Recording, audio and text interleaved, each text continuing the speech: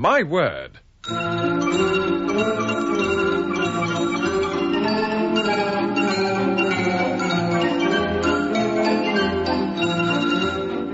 panel game devised by Tony Shrine and Edward J. Mason. Dilys Powell and Frank Muir challenge Anne Scott James and Denis Norden in a game about words, with Jack Longland in the chair.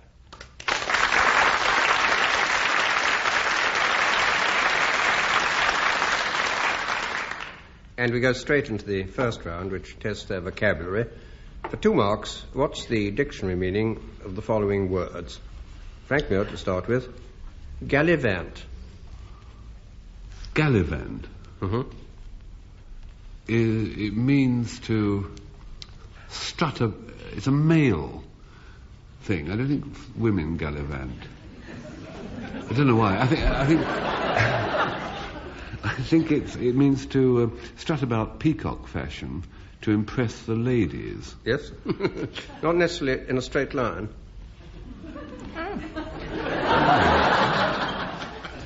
Well, gallivant, it means to sort of saunter lasciviously. Yes. I think that's about as good a definition as you can get, and Frank gets his 2 marks.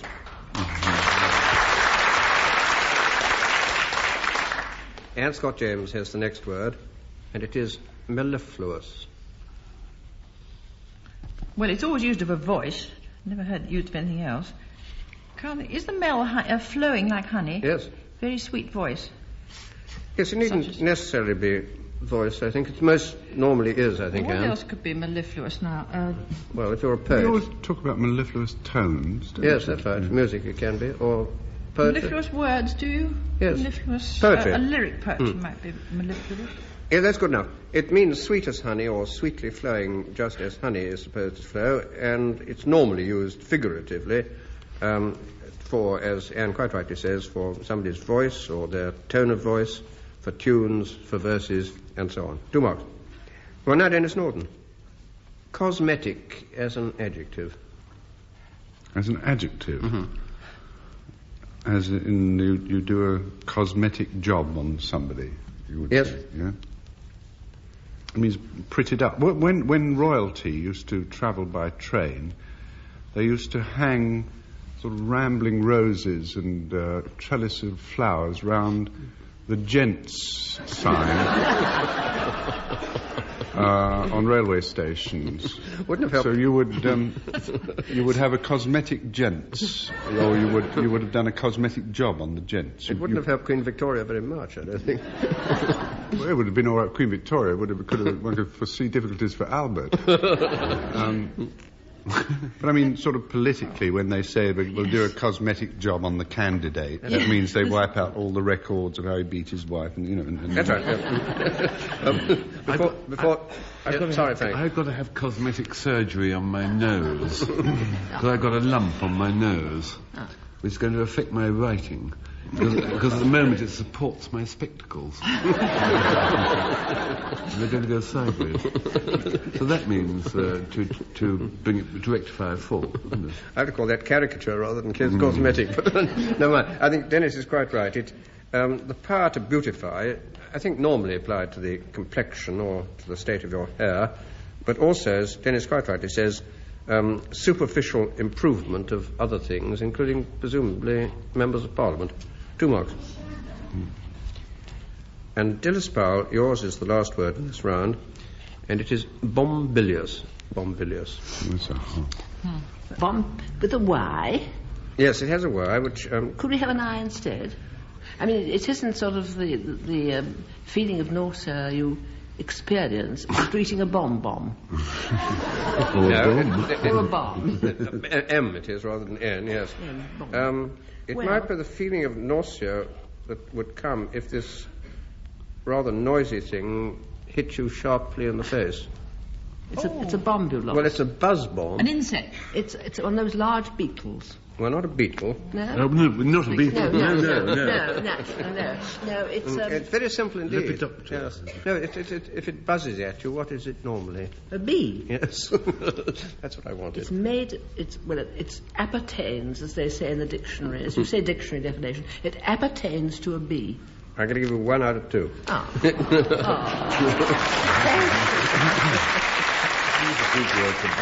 It means buzzing or humming, like a large bee, and Bombylius is the Greek for bumblebee. It was a rather nice name for it.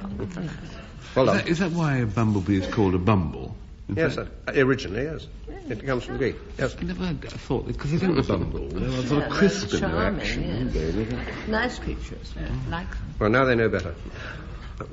Well, for those who like to guess what the stories might be like, what, Frank, will be your quotation for later on in the last round of this programme?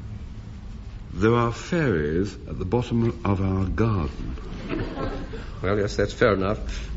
And Dennis?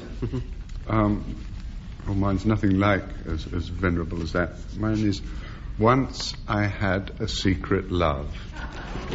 Once I had a secret. Well, congratulations. We go on to the next round. And this is a round on fools, folly, and foolishness. For 2 marks, who are the authors of the following anti-foolish sentiments, beginning again with Frank Muir?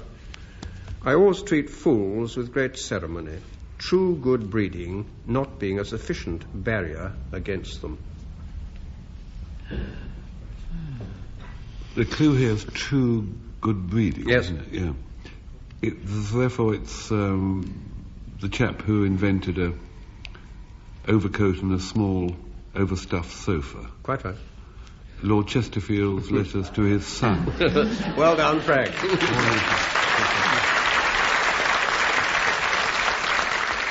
Or possibly his godson. Yes, might have been that. I think it's letters to the son, natural son. I can't remember. At any rate, Philip Dormer Stanhope, Earl of Chesterfield in the 18th century. 2 marks. Well done, Frank. And Scott James. For as the crackling of thorns under a pot, so is the laughter of the fool. Crackling of thorns under a pot, so is the laughter of a fool. Yes, it's one of these rather sententious books in the Old Well, let's say it's Testament. the Old Testament. When we get a bit for that. Would say it's like then you've got first or second half. Oh, wait a moment, not the Psalms. What's the one? Not little bits. not- Proverbs. Look at Proverbs. It's a little earlier than Proverbs. Frank was making gestures at me. Has never yet known anything out of the Bible. He always mixes it up with Dickens. Yeah. So I'm not going to... Dennis might help you on this, I think. He won't. He won't. No. It's the 7th chapter, verse 6. You're absolutely right. Of what? Of course I'm right, I know. That's a brilliant bit, I think. It is, in fact, Ecclesiastes in the Old Testament, chapter 7, verse 6, as Frank quite rightly says. Well, now, Denis Norden. Almost all absurdity of conduct arises from the imitation of those whom we cannot resemble. I don't Try know. Jane Austen. Yes, it has an Austen ring. Little earlier. Doesn't it? Oh. Dr. Johnson? Yes. Oh. Oh, well done, eh? We've been helping each other rather well. It's Dr. Johnson in The Rambler. And now Dilys Powell's turn. I'm always afraid of a fool. One cannot be sure that he is not a knave as well. That takes us back, does it, Frank? Does it, Jack? It takes us back a little way from... Takes you back about 170 years, I should say. 170. Where are we now? That takes us to 1800. 1800. Who we got? A little later, perhaps. 160, Scott. perhaps. Yeah. Ragtime. Scott. He's not listening. Scott. Scott. No, he was a conspicuously English character, this one. Well, probably Byron. No. No, not Byron. No, not naturally, no. He had the effrontery to lecture on the English poets. Oh, yes. Hazlitt. Yes. Hazlitt. Oh, Hazlitt. I think my help was fairly minimal, so I'll give you your 2 marks.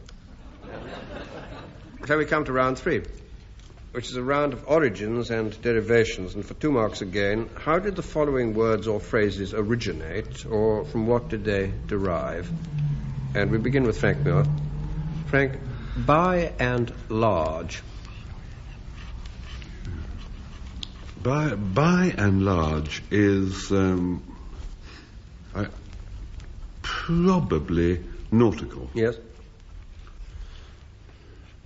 It's when you, if you're anybody who wants to take up boating, thinks the first thing they must do is rent, and then something small. And any English boat builder will say, no, buy and large. Could that possibly? So far, the only thing Frank's got right that it is actually nautical. Well, by and large, it means all things considered, you know. Yes, it does looking now. at all aspects of everything, I would say, by and large. You know. So it's probably one of those sailing things. That's the present meaning, yes, that's fair enough. Where they take everything into account, Jack, and by and large, he then aims there to get there. Well, you've crept through to 1.5 marks now. That's pretty good.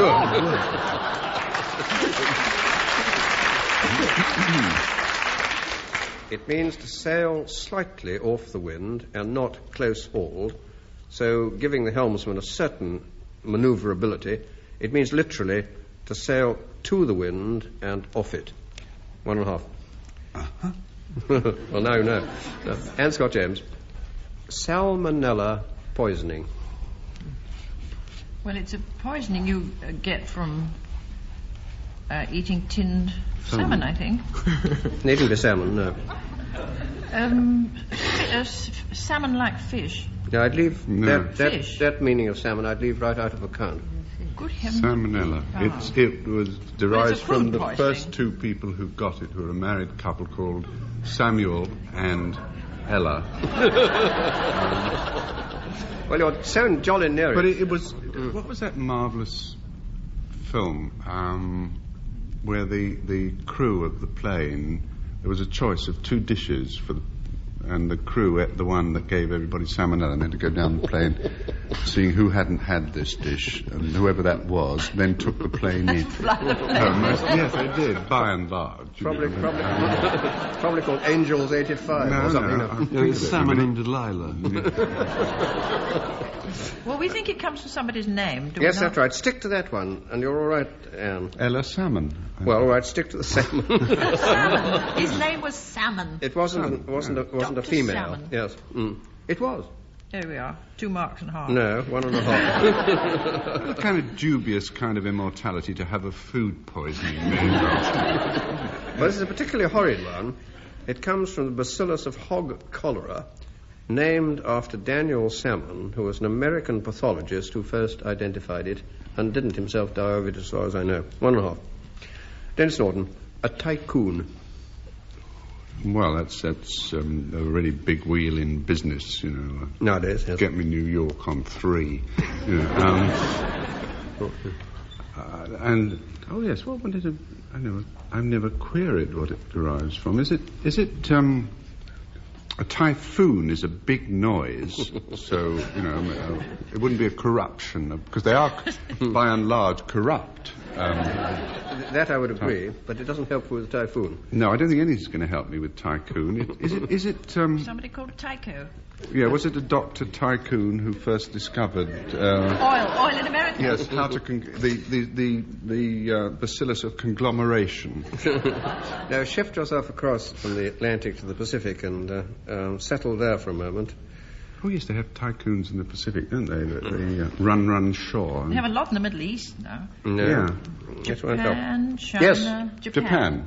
Japan. Oh, that's right. Oh, it was from It was a gentleman in Thailand. Would it be? No, Jap. Big business. That's what we want, Man. yes. A big business, yes, a big Japanese businessman, although they tend to be small. This was the biggest of the lot and not in business. I don't know. The Emperor. Next to the Emperor. The Crown Prince. No, you're forgetting Prime Minister. You're forgetting a bit of 19th century Japanese history. So Oh yes, how could we you? are. Well, you are scatterbrained. I'm going to give you one. I'm going to give you one. It was the title by which the Japanese, when they were talking to foreigners who were inferior, described a character called the shogun, who was in fact the real ruler of Japan during about a century or more than a century, in which the emperor was only a figurehead, and the chap who was really in charge was the shogun, And for reasons best known to themselves, they wouldn't utter the word shogun to foreigners like ourselves, but called him Tycoon. 1 out of 2. Dilys Powell, pig iron. Pig iron is a rather not quite useless form of iron. A rather sort of it's the beginning form of iron. It's before Bessemer got to work on it, though. Well, yes, a little. Bessemer mucho. No, it's the sort of beginning of making iron into steel. It is very much the beginning of making iron. It's not been sort of shaped or formed. That's right. Lumps. That's right. Just lumps of iron. What shape? Pig-shaped. I really have done my absolute level best. Rectangular. It's a kind of block. Rectangular, that's quite. Block. That's better, yes. Why? You're useless on mechanics. Dilys, why does it come out that shape? Well, that's the way the machine makes it. I can't win. I'm going to give, for sheer ingenuity, I'm going to give Dilys 1.5 marks. Iron, cast iron, used to be cast in oblong ingots, which are now called pigs. And rudely, they were originally called sows. And sow is now applied to the channel in which the molten iron runs. And then there are little bits, branches, which diverge from it. Each of them is called a pig, and it is rectangular. So you finish up with a very, very heavy bit of cast iron, which is called pig iron. That brings us to the last round. Oh. And Frank and Denis's quotations. And the marks will be awarded on the length of the applause from the audience here in the theatre. And Frank, your quotation, which comes from Rose Fileman's poem, Fairies, is, "There are fairies at the bottom of our garden." It isn't very nice to catch anybody out, except a dentist, perhaps, but they never are. They're always in. But I have caught Denis Norden out in something, and this is going to be a painful explanation for me as to how this came about. I mean, 28 years ago, when we first started writing together, we were very close indeed. We shared everything. We had a wife each, but we shared everything. We did everything together. We shared a dinner jacket. We had the one dinner jacket, and if there was some special occasion, some ball or something, then one of us wore it, and we were saving up for the trousers too. And we shared a car. We had one of those clapped-out cars. When you knew who was the driver or the owner of the car, he was the one who, when you got in, leant across you and re-slammed the door. It was that sort of car. And once when it was my turn to borrow our car, I was driving home and stopped at traffic lights, and suddenly I heard strange little sort of squeaks and noises at my feet. And I looked down, and the floor was covered in minute little furry things, all going beep, beep, beep, beep, beep, beep. Field mice. So I ran the car into a side street, looked underneath, and there was a whole colony of plump little furry field mice. Yes, very sweet, Dilys, I quite agree. But they had dug a little nest underneath the passenger seat of our car, and there they had stored that little sort of hole in the passenger seat was like a sort of mouse Dorchester hotel. They had all sorts of crumbs, old pie crusts, and lots of remnants of those biscuits with dried flies in them, you know, the Garibaldis. And something suddenly clicked into my mind that when Denis had the car, he must have been eating. I realised what had happened, that I had a partner who was an addict. It was terrible. He was a nibbling addict, a nibbler. What do you do about it? I mean, how do you stop him? How to nobble a nibbler? I resolved to have it out with him. And we were there sitting there thinking that following afternoon. and he was chewing his fountain pen and sucking his tie, and I was humming, dong, dong, dong, dong, dong, dong. And I suddenly said, "I know your secret, Den." He paled. He went livid, a vivid livid. I said, "You're a compulsive nibbler. You're a Garibaldi-olic." He said, "Man to man, nibble a bicky on his way home." And I said, "It isn't quite that, is it?" And I leant across the desk, and I whisked the fountain pen out of his breast pocket, the black fountain pen, passed it lightly between my nose, a stick of licorice. I reached forward, tugged at his thin, pale green tie. Not a tie at all. Lasagna. I strode round this whimpering figure, whipped the pigskin wallet out of his pocket that he toyed with. An elderly, cold cheese omelette. And I don't shake your head, Dennis. It's absolutely true, and I'm sorry to have to bring this up, but if you don't believe me, well, come outside, and I have evidence. I'd hoped I would never have to say this sentence of Rose Fileman, but there are fairies at the bottom of our car, Den.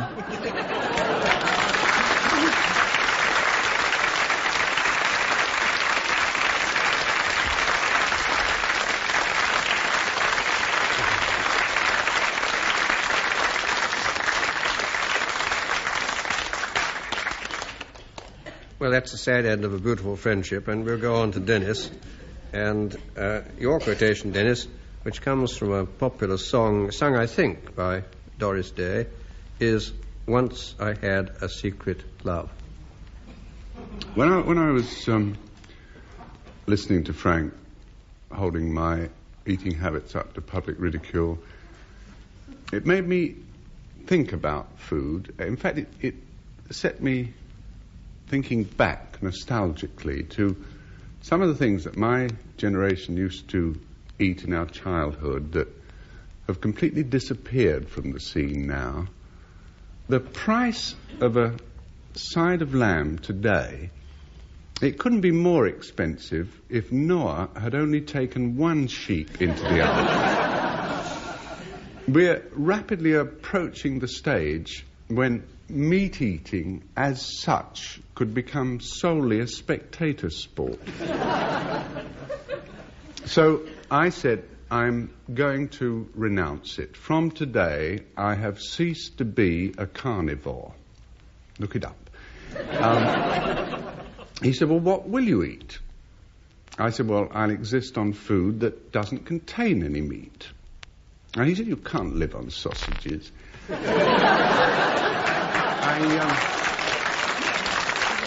I stuck to my guns, however, and that is how I got on to this thing called the health food kick. Now, you can only obtain these foodstuffs in certain designated establishments. I know because I tried to get some in the BBC canteen, but when I asked the waitress, could I please have a plate of raw carrots, raw cabbage and watercress, she said, I'm sorry, this is a restaurant, not a meadow. Which means, in effect, that one has to frequent places called health food restaurants. Now, there are quite a few of these around London. What I couldn't stomach was the concept of vegetable matter posing as meat. Do you know what I mean? Like vegetables in drag, as it were. Because when it comes to items like soya bean steaks or lentil cutlets, there is a basic fact of human nature that you just cannot fight.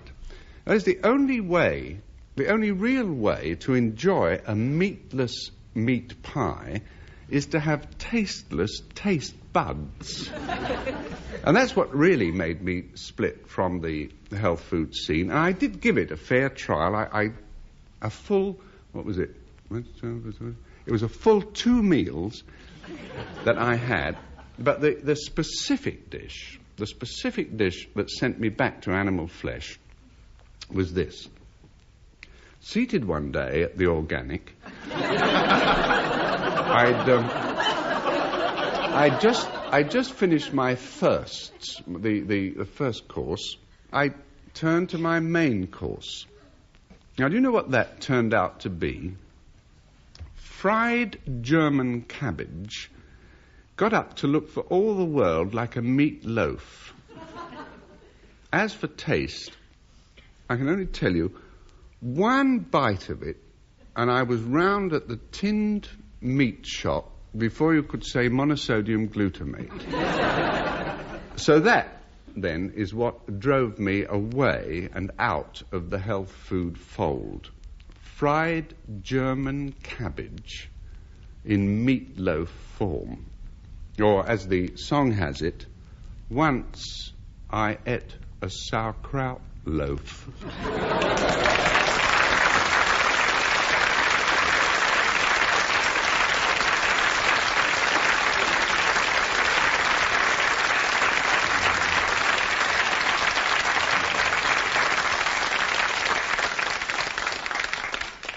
Poor Denis does have a terrible time, and we'll now have a look at the score if we can find it. The whole contest is a draw.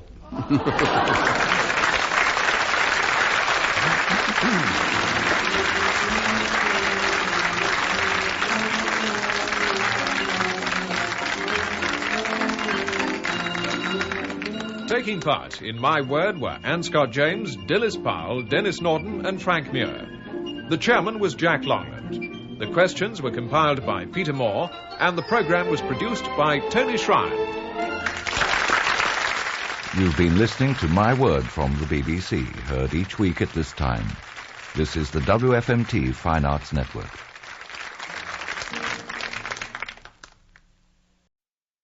My Word.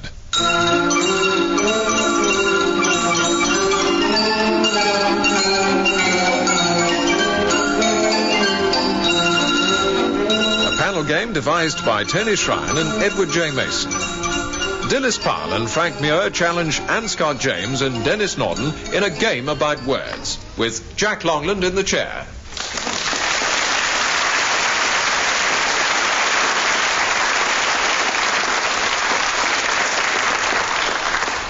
The audience for this particular program is from the Society of Electronic and Radio Technicians, meeting on the 10th anniversary of the foundation of their society. And we go straight into the first round, which tests the vocabulary of our two teams. For 2 marks, what's the dictionary meaning of the following words? And we begin with Denis Norden. And your word, Denis, is bijou. Well, it's a word much used in estate agents' pronouncements. Bijou residences, which is a way of saying there's not room for a pram in the hall. But bijou is French for a jewel. Yes. And it either is one of the nouns ending in OU that does take X in the plural, or it's one of them that doesn't. It takes X. It takes X, yes. Yes. Jewel. Yes, that's absolutely accurate. It could be a trinket. It can be a little box, rather curiously. And it could occasionally be a gem among works of art, but Denis has got through to the central answer and he gets his 2 marks. And now it's Dilys Powell. Dilys, yours is Holocaust, Holocaust, Holocaust. It's one of those towering infernos. Yes, that would be a very good description, yes. Yes, it's a towering inferno. But you burn everything up. You burn the lot. Yes, but what did you start by burning everything up of? Well, it could be a temple, could be a lot of... I think a temple. And what did you do in the temple? It's rather sort of a thoroughgoing thing you did in the temple. You burnt everything. What did you start with? With a match. I don't think they had matches then. What? But the thing that you were burning... Oh, a sacrifice. You burn the sacrifice. And then you set light to everything else by mistake. As Dilys says, absolutely everything. 1 mark. Dilys is so wholehearted, I can't keep her off this at all. Well, I give her 2 marks. Thank you. It's a sacrifice wholly consumed by fire, originally. That is a burnt offering of, say, a complete lamb, or a complete ox, or a complete elephant, if you've got around to that. From that, it meant complete destruction, either of people or of property. A terrible slaughter or massacre. I think it's right, too. Frank Muir, Homerine or Homerine, Homarine. I think I rather prefer Homerine. Oh, do you? I rather prefer Homerine. Won't do any harm. It's having the characteristics of an epic. After Homer. You've got a misplaced A there. H-O-M-A-R. I'm sorry, I can't give you an E. Something to do with a lobster. Yes. That, in fact, is entirely and exactly what it is.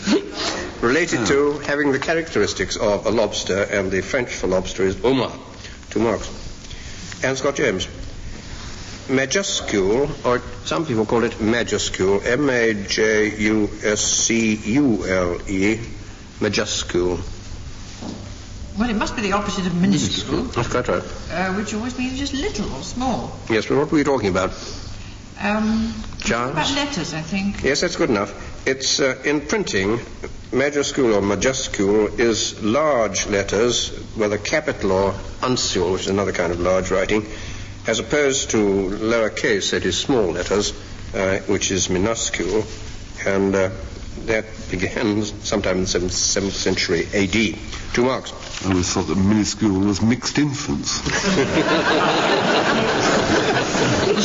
Black book to you, Frank. Well, at this point, let me ask Denis and Frank, what are the quotations that they have for this particular week? And Denis, what is your quotation? From the treasure house of English literature, Jack, I have withdrawn where the blue of the night meets the gold of the day. I won't say you would, Denis, but all right, we've got that. And yours, Frank? Alfred, Lord Tennyson, in a poem which he wrote in Memoriam, he wrote, "'Tis better to have loved and lost than never to have loved at all." Well, that brings us on to round 2, and this is a round of something in common. And for 2 marks, what do the words or names or phrases in the following groups have in common? Denis Norden: wombat, opossum, Tasmanian wolf, wallaby, and flying phalanger. And phalanger is P-H-A-L-A-N-G-E-R. They sound like sort of house and garden colours. All brown. Wombat, wallaby is the only one that hit the ear with any degree of familiarity, which is, well, they're all animals. They're animals, that's fair enough. Yeah, well done. That's a marsupial, how about that? Well, wallabies are marsupial. They have that kind of optional extra for carrying the young around, don't they? Stick to that one, Dennis. A boot. Yes, a boot, yes. Well, do the others. Does a phalanger with a PH? Yes. In addition to having a PH instead of an F, he also has a pouch. Yes, as an animal order, they're all marsupials, and they nourish their young, who are very, very tiny indeed, when they first arrive. Oh. 2 marks. That's all right, they get much too big later. You think of kangaroos. All right, Dilys Powell. Within a budding grove, the cities of the plain, the captive, the sweet cheat goes, and time regained. What have they in common? Within the budding grove sounds like Proust. Mm-hmm. Proust. Well, presumably they're books, aren't Yes, they? the titles of Proust's novels Yes. in his great series. Yes, and what connects them together, though? Proust. Yes, he does. Fair enough. I'd like a little... Royalties. Like quotations. I like a little more precision here. Quotations. They are parts of... Of his entire work, which is called what? Time À la Remembered. recherche du temps perdu. That's what I wanted. These are 5 out of the 7 volumes.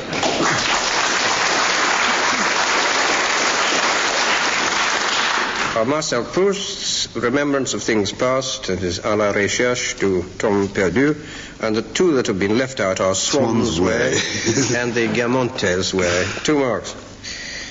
Now, Frank Muir, very much your period. A dull mahoy, a pigeon's wing, a she-dragon, a half-natural, and a cut bob. Pretty swing, half natural, cut bob. They're hairstyles. In a manner of speaking, that is quite correct, but not... Which manner is he speaking in? They're wigs. That's what I wanted. Full-bottom tie and other. And the century, roughly? 18th. Well done, Frank. These are all... These are all types of the extraordinarily variegated wigs that men wore in the 18th century, and this is only a small number out of the possible list. 2 marks. And Scott James. Papa, potatoes, poultry, prunes, and prism. You can't eat papa, can you? You could, but inadvisable, I should thought. Papaya. Potatoes. Prunes and prisms. Wasn't that? There's something Victorian about prunes and prisms. But not My about friend and I know potatoes. the answer. Yes, Dennis is on the right track. What do you say? They're all Victorian words. No, But they're potatoes, sort of isn't it? elocution things, That's it. aren't they? Oh, brilliant. Prunes and prisms are, but I've never heard of anybody saying papa as an exercise, unless they're about 3 months old. Would you say it when you had a Victorian photograph taken That's it. and you had bad teeth? Yes. So you didn't want to show your teeth, so you didn't say cheese. We went papa, which sort of closed your mouth. Prism. How to speak making pretty little faces, is it then? Yes, that's about it. Moo, making a moo. Yes, I shall have to give you 2 marks. It's...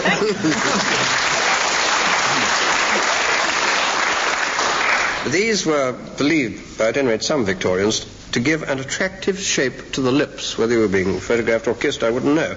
And they're referred to in Dickens's Little Dorrit by Mrs. General as all very good words for the lips, especially prunes and prism. Well, now we have a rather appropriate round about elementary radio technology. Oh, no. For 2 marks... We won't detain you long. 2 marks. What is the difference in meaning between the following roughly vernacular terms? Denis Norden, between a tweeter and a woofer. Knowledgeable chuckles from me.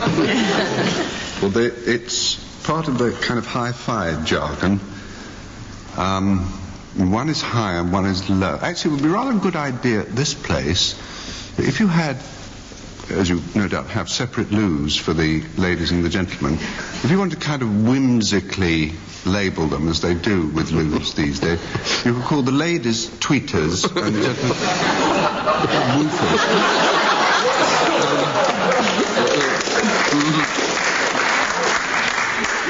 I find this very difficult. The sound, it's something... That's right, yes, that's what I really wanted. I think that's all right. It's in speakers. The tweeter, I'm told, produces high-frequency sound, while the woofer, like a dog's bark, produces rather low-frequency sound. I think you get that, all right. Dilys Powell, the difference between flutter and wow. Well, flutter has a kind of tremolo. Yes? I'd say That has that. tremolo, yes. Without knowing what it means. No. Wow doesn't, though. No, it doesn't. No. Wow doesn't. No. One flutters, one steady. And the other doesn't. Not good, No. Jack, but steady-ish. Steady-ish. Rather rock-like. Well, how many flutters make a wow? Well, that's open to argument. It hasn't really been laid down. I think the audience knows much more about this than the team. Well, which goes fast and which goes slow? Flutter goes very fast. Yes, I think so. Wow is slow. Yes, wow is slow. Before I show any more of my ignorance than I need, I'll give you 1.5. I'm told again that flutter is rapid fluctuation in the pitch of reproduced sound, whereas wow is a rather slower such fluctuations. You've got the main principle, if I've got this right. Is that true? A good chance to check the answers for once. Now, Frank Muir, this is a rather more difficult one. I hope you will treat it with due solemnity. I want to know the difference between a male XLR plug and a female XLR plug. Yes, I see what you mean, yeah. Boy plugs have prongs and girl plugs don't.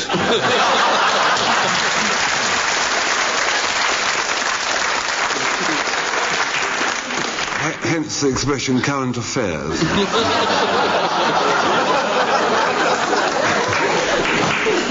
Before Frank goes any further, I think I can give him his 2 marks. Because I haven't the faintest idea what else male and female XLR plugs do. I'm bound to give you your 2, I think. And Scott James, the difference between bassy and boomy. And bassy is B-A-S-S-Y and boomy is, as you might think. Bassy must be jolly low noise. Yeah. Yes. Boomy carries farther. Bassy tending to accentuate the lower notes of the register in voice reproduction. Boomy tending to prolong low-pitched sounds which are due to the acoustics of a particular room or hall or studio. Wow. Well, I'll do. Well, now we come to the last round, and to Denis and Frank's quotations, and the marks will be awarded on the length of the applause from the audience here in the theatre. And Denis, your quotation, as you told me, where the blue of the night meets the gold of the day. One evening when I came home, I said, "What's for dinner?"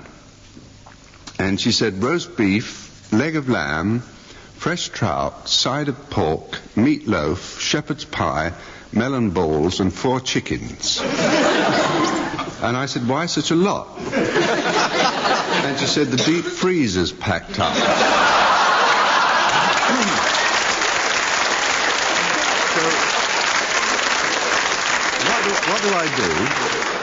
What did I do? I rang up the local electrical engineer. I tell him what's happened, and I ask him what he thinks the trouble is.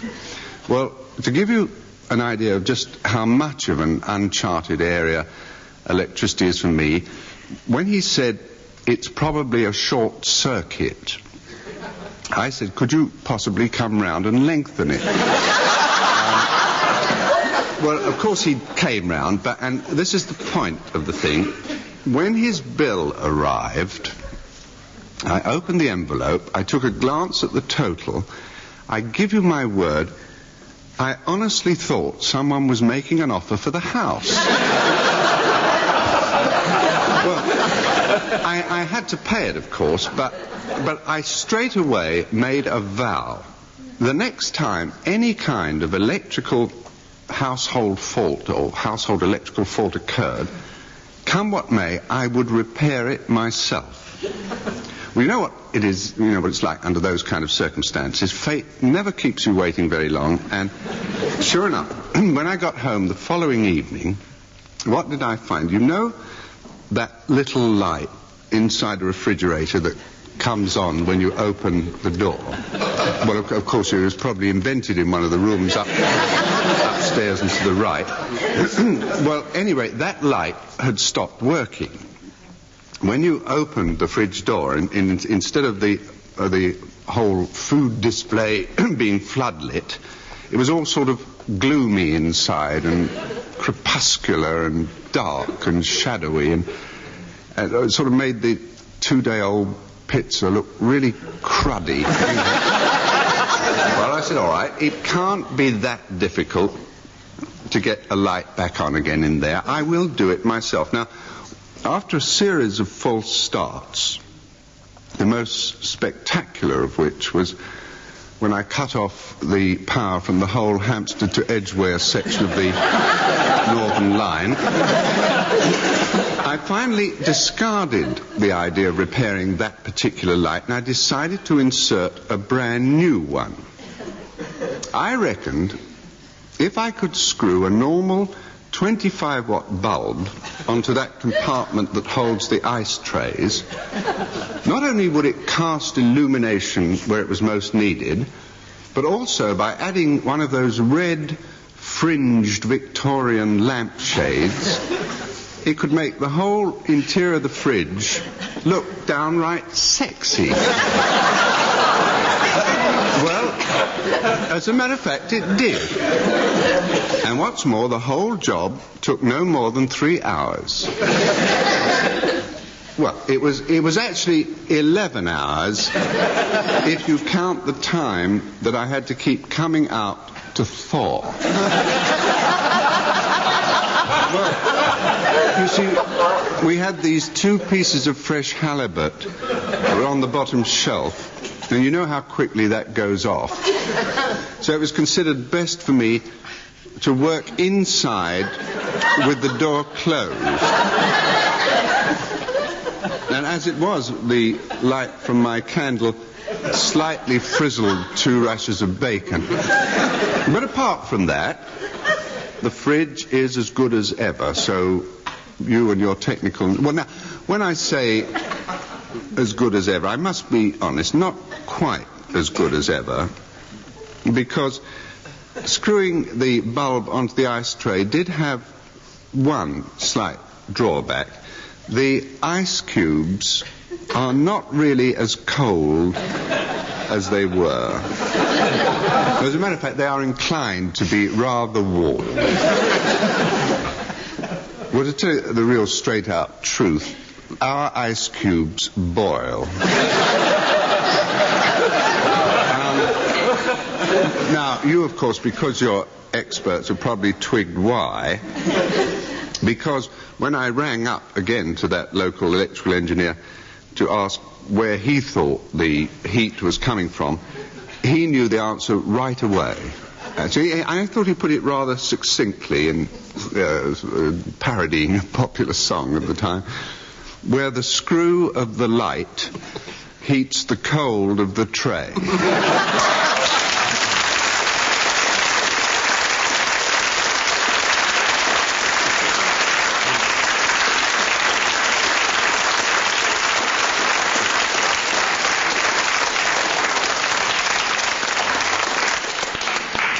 Well, now we come on to Frank Muir's story and his quotation, "It is better to have loved and lost than never to have loved at all." We were just 2 of us in the club at the bar.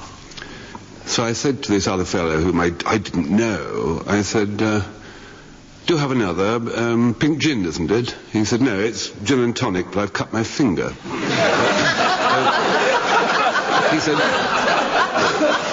He said, no, it's my call. What's that you've got? I said, "The evening paper." Well, half of it, somebody's pinched the sports section. He said, "Well, let me get you the other half."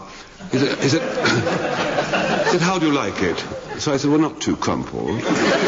So he said, "Barman, a large gin and tonic and a small evening paper, please." Neat.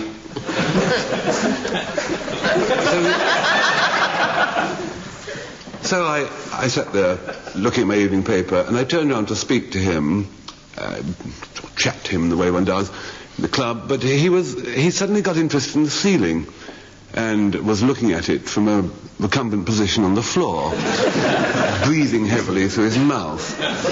So I took myself off to the reading room and opened the small evening paper, and there I saw that old Hoyle is dead. What a shame. When I first met him at school, he was, about 6'8" off the ground, I suppose. He was on a ladder. He was dropping a tennis ball into a bowl of junket. So I said, "Oh, Hoyle, what are you doing?" So he said, "Well, I'm doing it for Posforth, because his Posforth has got his exam on religious knowledge tomorrow, and I'm going to help him out. Because I'm going to drop this tennis ball from a height of 10 feet into the junket and then weigh the amount of junket that's been spilled. And I know Posforth is going to get some absolutely frightful question, like, give the names of the kings of Israel and their families. So I'm going to tell Posford, when he gets a tricky question like that, say, far be it from me, in the answer, say, far be it from me to discuss the private affairs of the kings of Israel, but here's a scientific fact. A tennis ball dropped from the height of 10 feet into junket displaces 42.8 grams of junket. And that was Hoyle. He was totally dedicated to helping other people. He was a most extraordinary chap. Next thing I heard about him, he was trying to devise a humane reaper because he discovered that plants suffer when they're reaped. It's like sending a plant to the guillotine. And he reckoned he could hear little squeals. And he thought, is there some way of making the collecting of grain more natural? So he built this huge little suction thing, a fan thing, which sucked the ears of corn up through a duct. So as far as the corn was concerned, they weren't being guillotined. It was like an extra heavy wind was just sort of scattering the seed. And I said, it'll never work to him. I went and found him out and said, it won't be accepted by the industry, you know, this machine. He said, it must work, it must be kinder. Seduction must be better than reap. But it was hopeless. It was hopeless, of course. He couldn't fight the big combines. And then the tragedy happened. He'd invented this electrically operated remote control fly zip.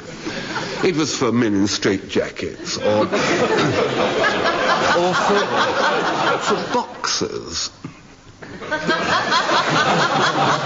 When the call to the ring came in the dressing room, a sudden spasm of nerves, and they've got their gloves laced on them.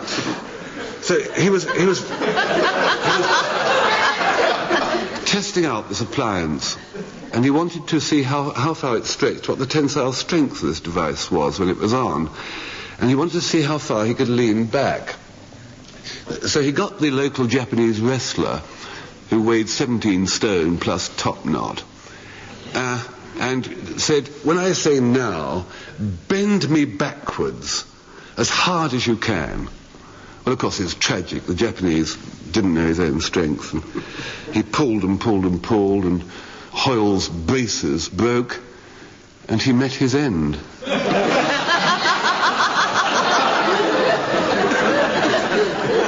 Well, that's the story. I'm sorry that I haven't been able to work my line in. I don't think winning the contest is all that important. I wanted to tell you. I thought you'd enjoy hearing about the chap. I think that's my philosophy, to give a bit more fun. Never mind the contest. You could put it really into a proverb and say, 'tis better to have laughed and lost than never to have laughed at Hoyle.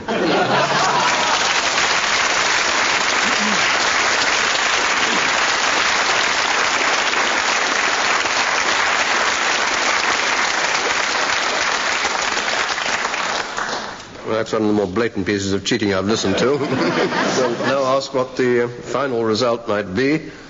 It's quite an extraordinary result, because with your applause, ladies and gentlemen, Frank Muir and Denis Norden tie with the two stories, but Frank Muir and Dilys win the entire contest.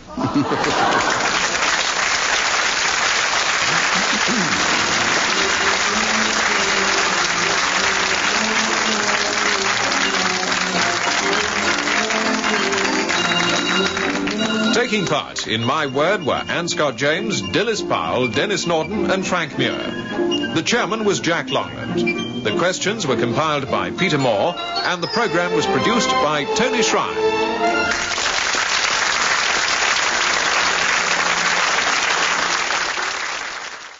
My Word.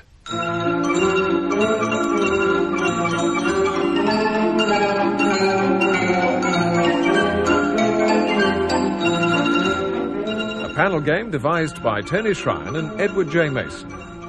Dilys Powell and Frank Muir challenge Anne Scott James and Denis Norden in a game about words, with Jack Longland in the chair.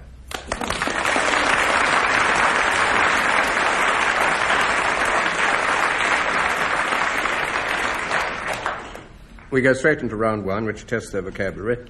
For 2 marks, what's the dictionary meaning of the following words?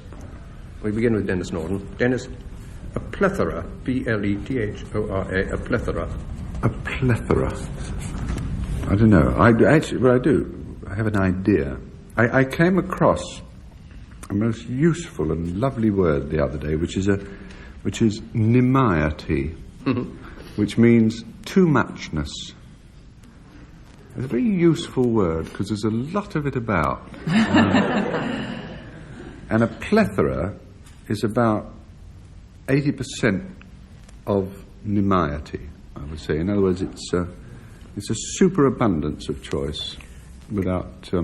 That's quite right, Dennis. It starts by a superabundance of one thing in particular. I don't know whether you happen to know that.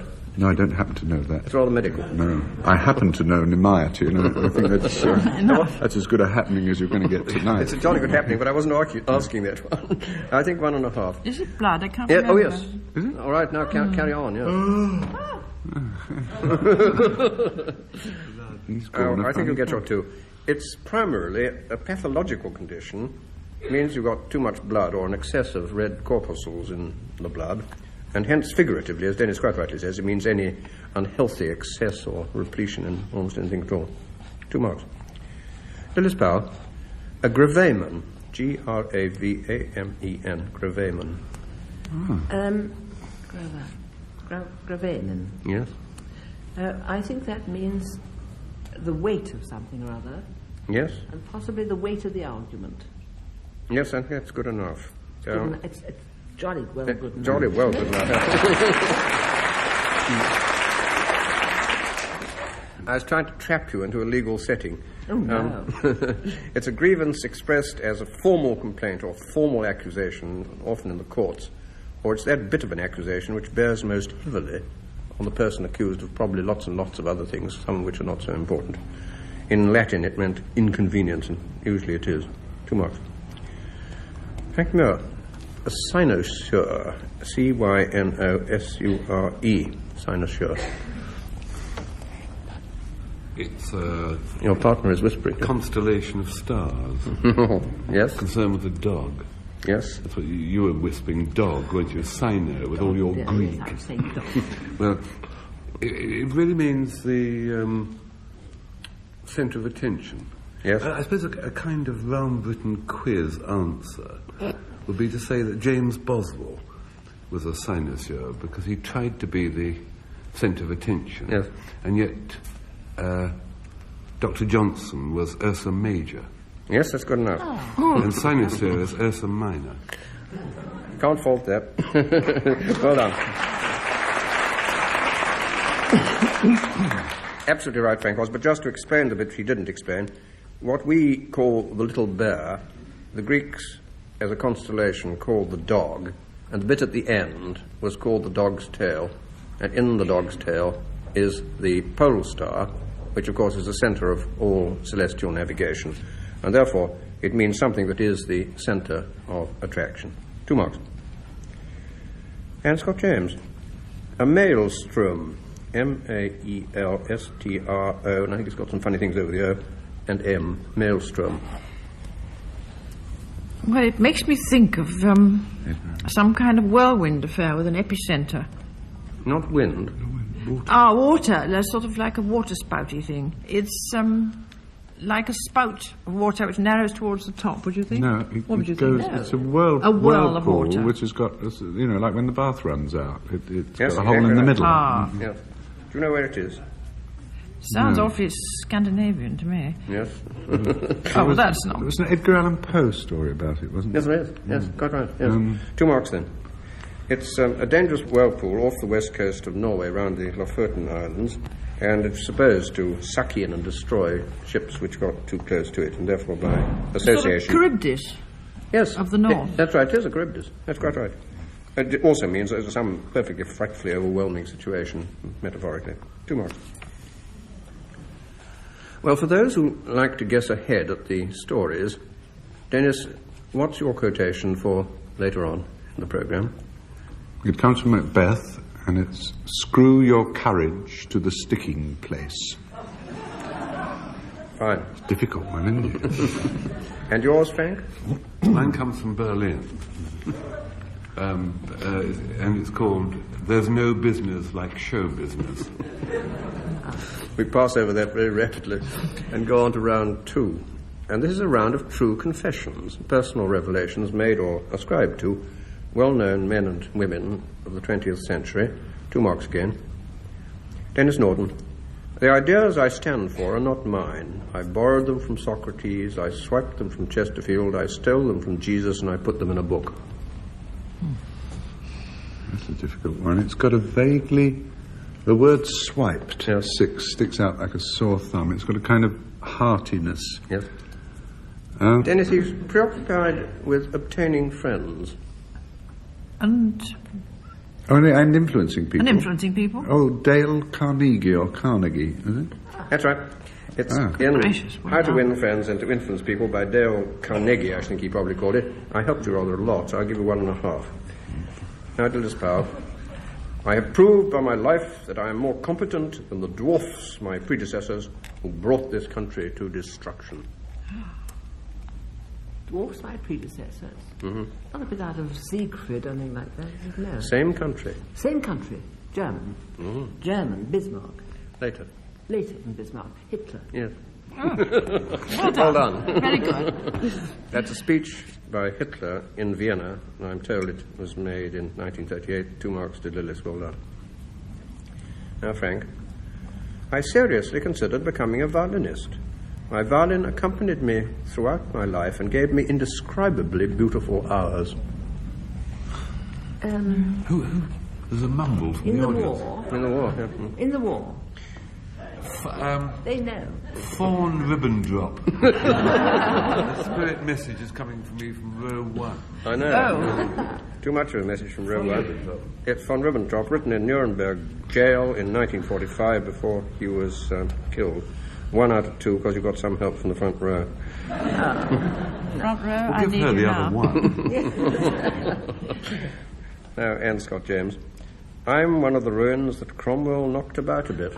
Oh, that's either Nellie Wallace or yes. What was the other one? Or Mary Lloyd. Mary Lloyd I go for.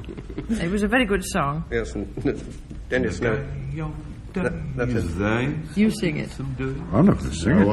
No, it's Frank's. One of Frank's hits, not mine.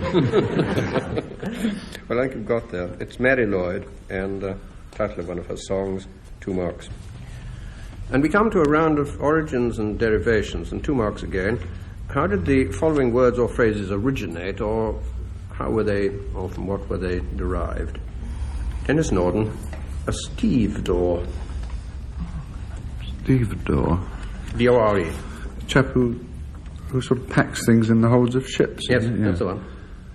How does it arrive? Oh, is it the same sort of thing as matador? Or... No, you've really given the answer already. Have I? Oh, well... Don't expand. There's always saying another word, yes. You explain what I said. You said to me. Somebody who stows cargo, and that's absolutely right. Yeah. But if you can put it into the language from which it derives, I'll give you 2 marks. Oh, I see. It's a foreign word meaning to stow cargo. Quite right. Stevedore is Italian for cargo stowing. Move a little south. Spanish. Yes. Spanish. Stuff it in there, Luigi. No, wait a minute. Anne's got it. Spanish. No, Spanish would have an E in front of the... Yes, it's not quite the word you quoted. It's not far wrong. Moroccan? Yeah. What? No, well, we used to have a little thing at school whereby you turn French words into Spanish words. Yes. Because... So somewhere you either change the V or you put E. You put E. Or Estevador. Good. Estevador. Well, I think you're going to get your 2 marks, rather surprisingly. No. It's the... the Spanish word is estevador, a stower of cargo. But it also, there is an old English word, to steve, which means to pack wool or cotton or other cargo very tightly together. So you take a choice. Dennis got there, 2 marks. Dilys Powell, to buy a pig in a poke. What do I have to do with it? I'm sorry. What's it derived? What's it mean? In what curious circumstances might you be buying a pig in a poke? You have to translate into Spanish. The circumstances in which I buy pigs are rare, but I think it means that you buy something and you don't know what it's going to turn out to be. Yes, and so the pig is in a poke. And a poke is? A kind of bag. Yes. And you don't know what's coming out. They used to try and sell suckers a cat instead of a sucking pig in this non-transparent bag or sack they called a poke, so that when the sucker finally opened the bag, that was letting the cat out of the bag, and he didn't do too well. 2 marks. Frank Muir, a shambles. Means a bloody mess. Literally so, yes. And always did. Yes. Shambles was the medieval, I think, at least.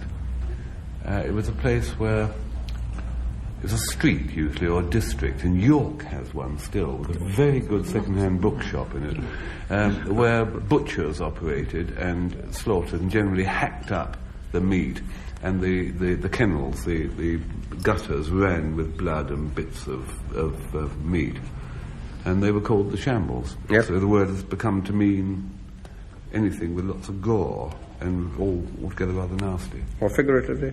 Yes. Oh, right.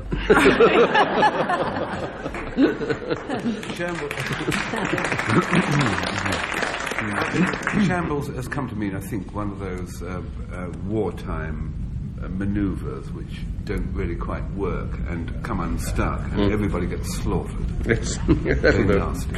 Yes, Frank's absolutely right.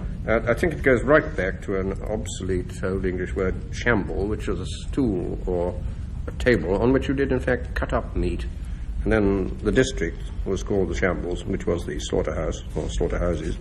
And from that to any kind of mess or disorder. 2 marks.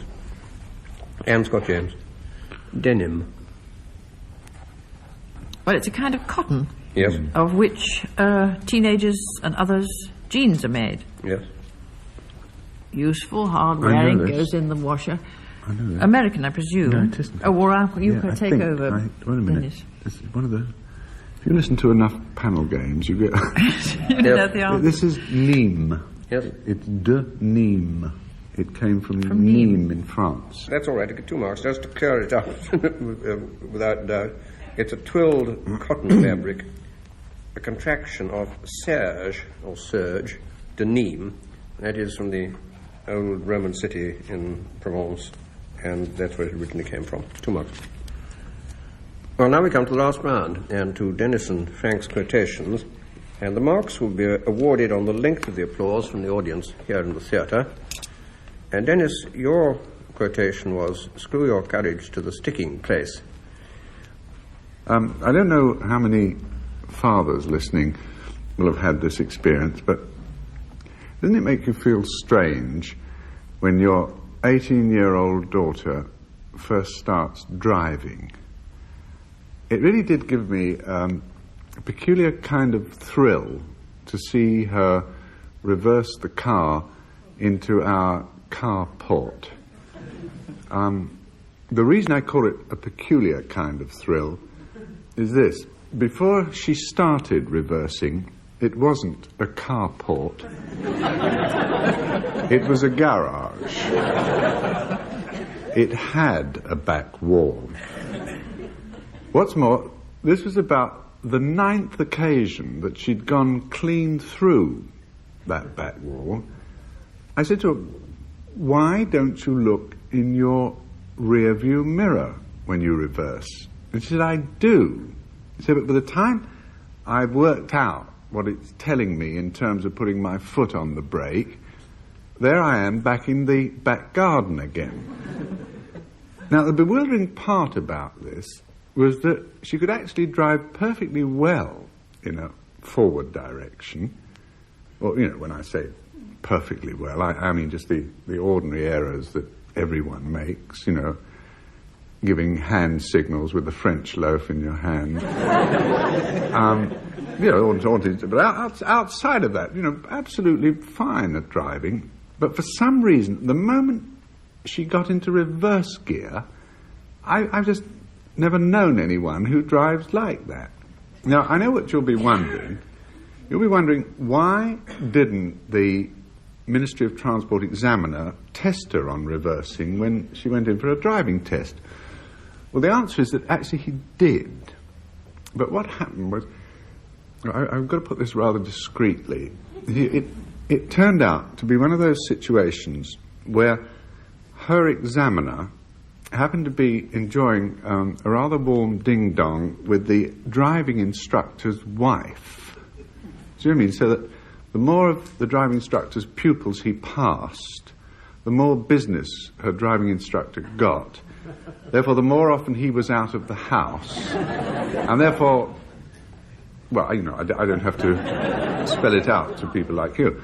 But meanwhile, there was my garage wall being knocked down and put up again so frequently, the local bricklayer had his mail readdressed to our place. But it finally got to the point where I was spending so much money on repairs, I went round to this former driving instructor to ask for some advice about my daughter.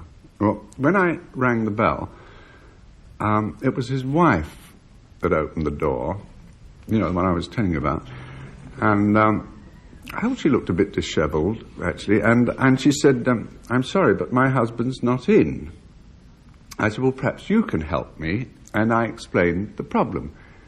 Mind you, it took a bit of time, because I kept hearing these little noises coming from inside the wardrobe.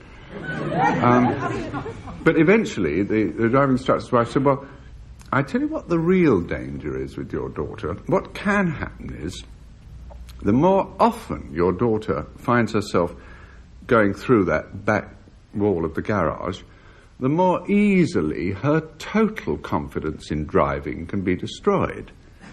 And I said, yes, I do see that.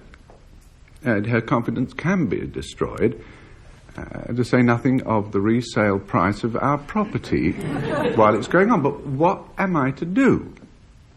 And there and then, this lady produced a solution that was so breathtakingly ingenious and simple, I just seized her hand and wrung it in mute gratitude. Mind you, as things turned out, it was her neck I actually ought to have seized and wrung, but I'm anticipating my story, which may not be worth anticipating when we get there. Never mind. What she actually proposed was this.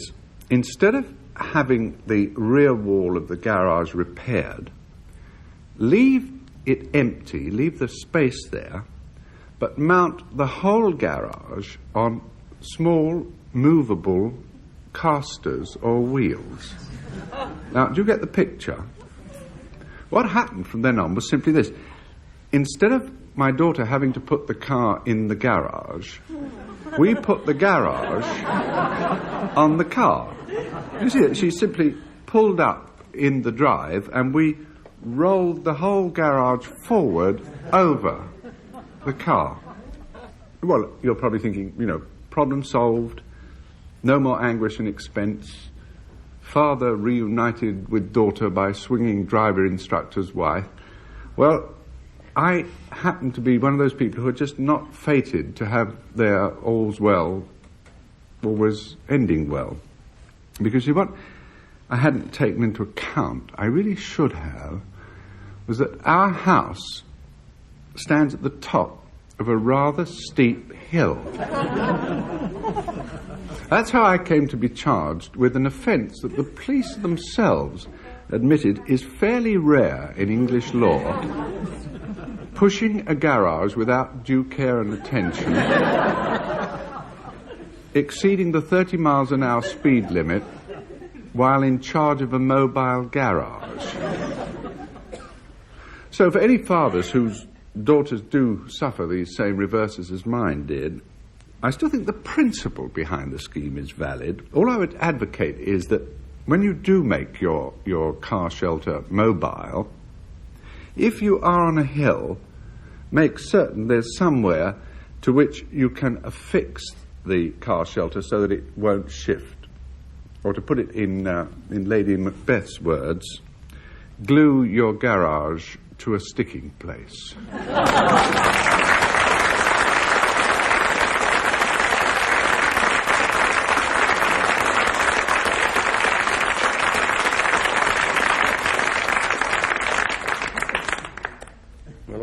watched our daughters learning to drive, and we're sympathetic with Denis in that story. And we go on now to Frank, and if you remember, your quotation was, "There's no business like show business," which I think comes from Irving Berlin. There's no business like show business like no. That's not part of the story. I'm just reminding you of the line.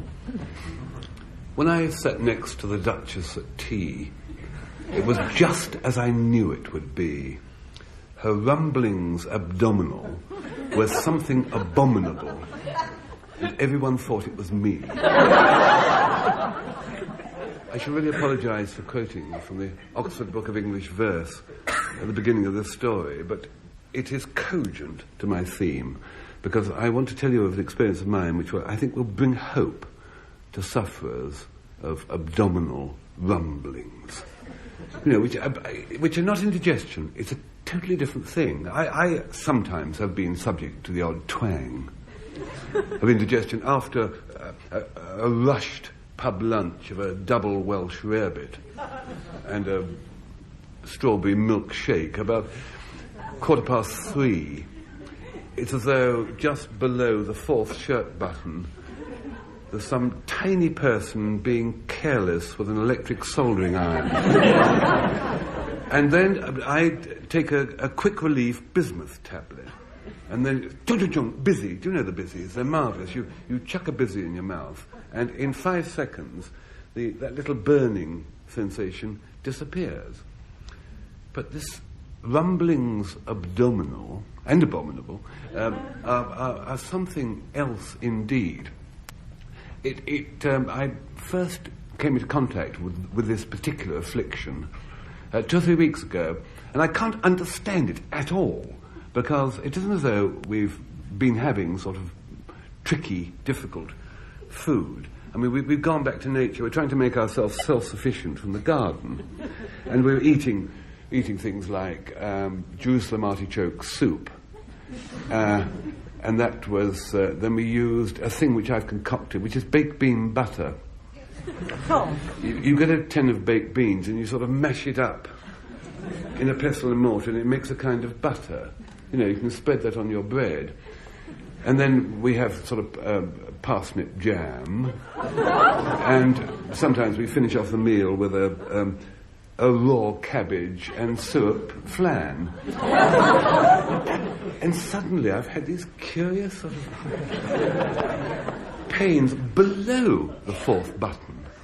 Not this little midget with a soldering iron above the fourth button, but below.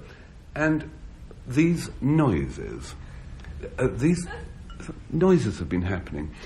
And sort of ventriloquial they are, rather like when I sat next to the Duchess at the tea, you know, everybody thought it was me. Because there's something about tummy rumblings of ventriloquial. You know, the old original meaning of ventriloquist was somebody who produces noises from his tummy.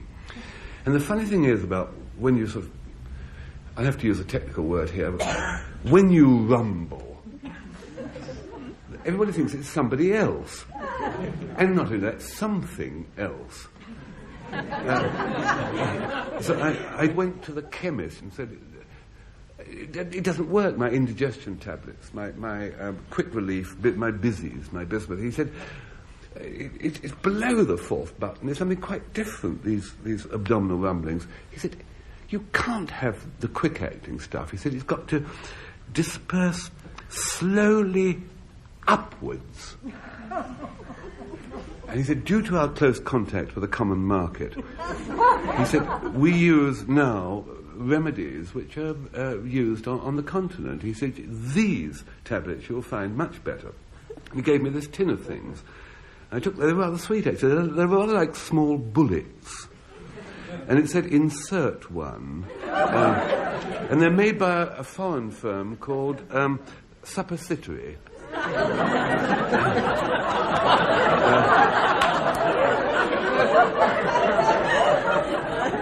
And apparently they work upwards in some curious way. They sort of permeate the things where it matters, where all these sort of colons and things, where all this stuff is chasing round and making this noise. But they really do work, and if you get the rumbles, which people worry about, go buy this stuff from this firm called Suppository. This really is the answer. In fact, as you know, Irving Berlin's made a song about it. He said, "There's no bismuth like slow bismuth."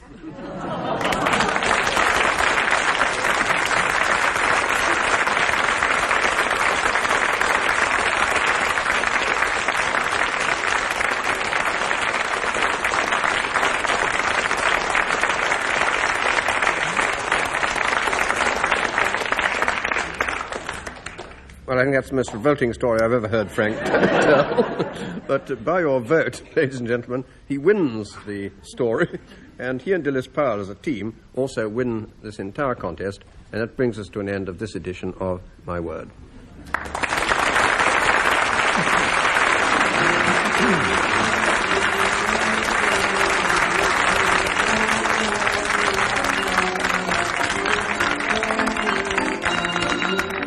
Taking part in My Word were Anne Scott James, Dilys Powell, Denis Norden and Frank Muir.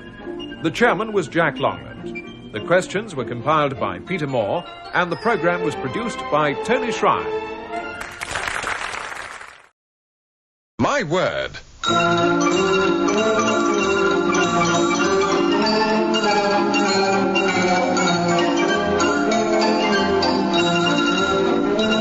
Game devised by Tony Shrine and Edward J. Mason. Dilys Powell and Frank Muir challenge Anne Scott James and Denis Norden in a game about words, with Jack Longland in the chair.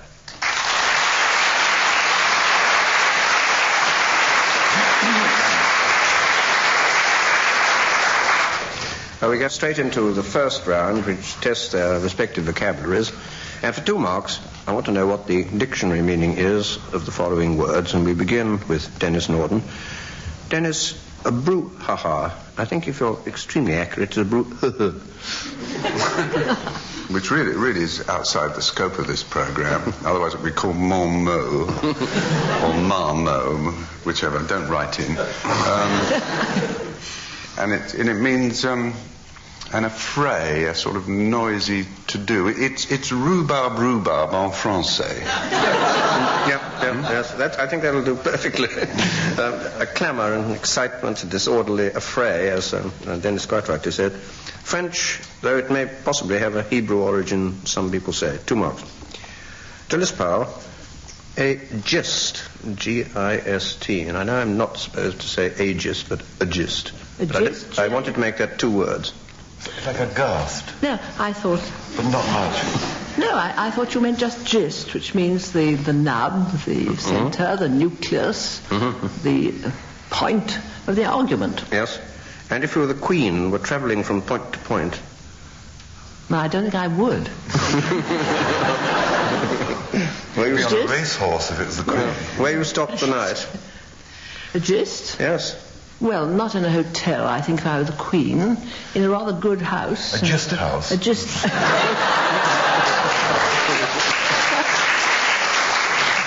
Anyhow. 2 marks straight away at least, worse before.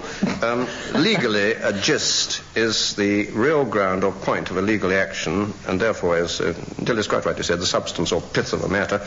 But in an odd secondary meaning, it means a halting place or lodging in a royal progress from place to place.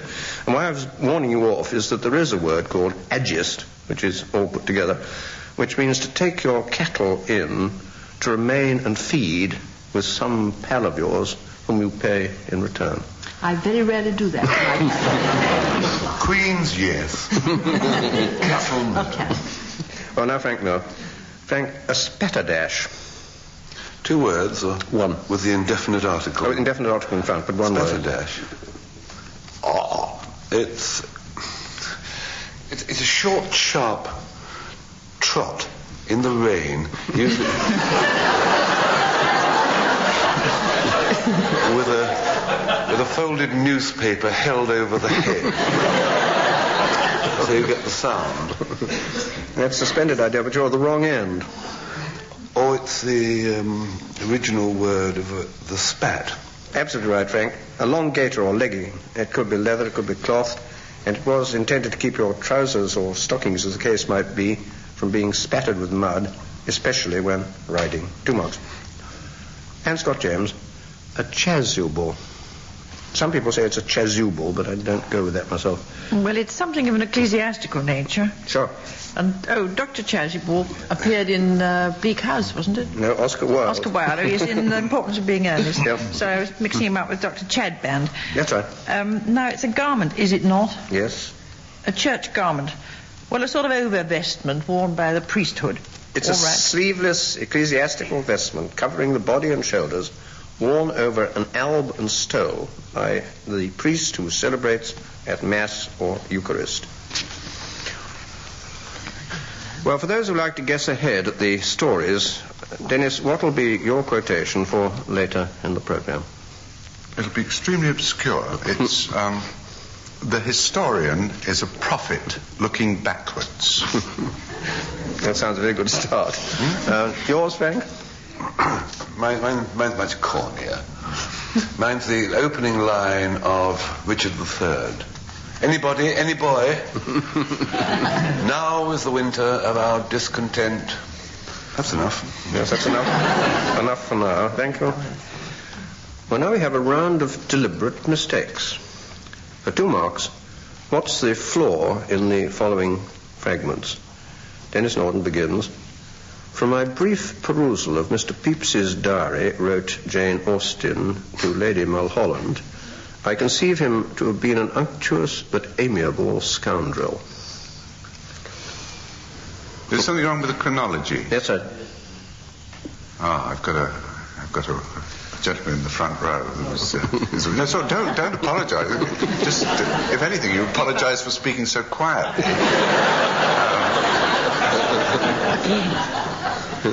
Wait a minute. It was in code, wasn't it? Yes. Perhaps it wasn't. What's the word for when they translated code? Decode. Decode. Decode. Yeah. Difficult. Yeah. Perhaps the short words are always Well, it was decoded later. Don't translate it. Yes, or we'll I won't trouble. put a date on it, but it hadn't been decoded. Decoded. It wasn't decoded until after. Who was the speaker? Jane Austen. Jane Austen. After her. After her letter to Lady Mulholland.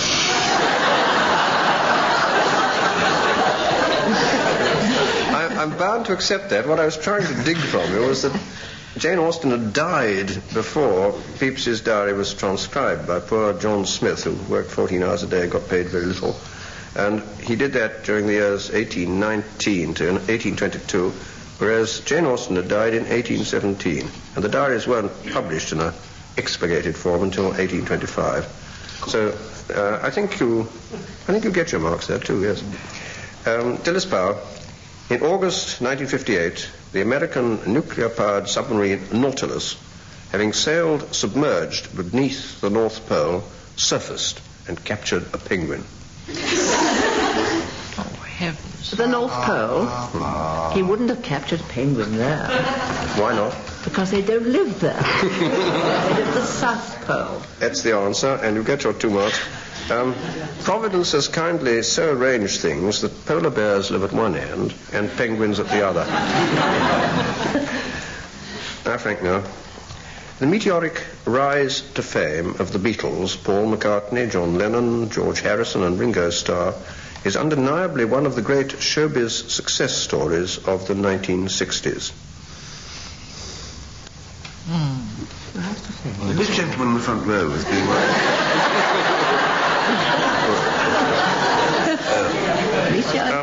George, yes, think about meteors. Silly question. Georgie Fame. What do meteors do? Don't rise. Meteors drop down.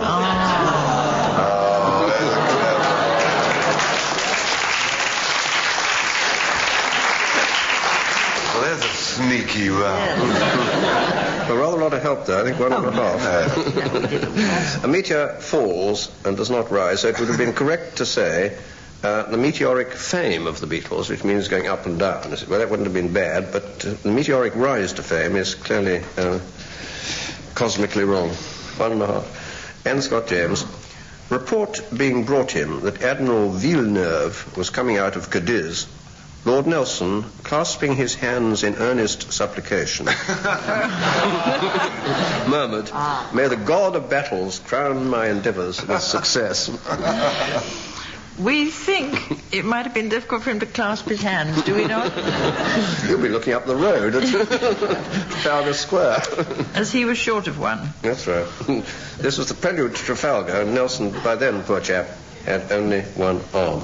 You could have done it subtly. You could have said, after the ship's concert, Lord Nelson applauded heartily.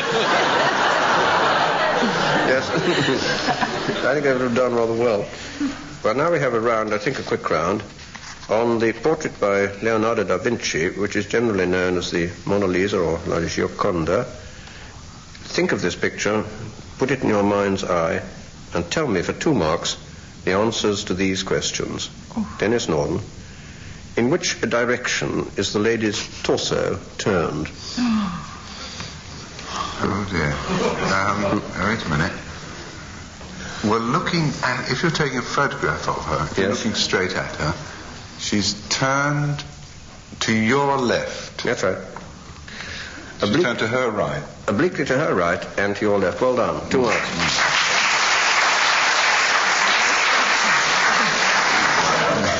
Denis Powell, what is the predominant colour of the lady's dress? Her dress? Mm-hmm. Dark. Yes, what kind of... That's a good start. Dark is right. Yeah, good start. I'd like the colour a little more accurate than there. It was known as sort of the Lisa shade. Became quite popular in Renaissance. It's kind of black. No. Kind of black. It's kind of... No. No.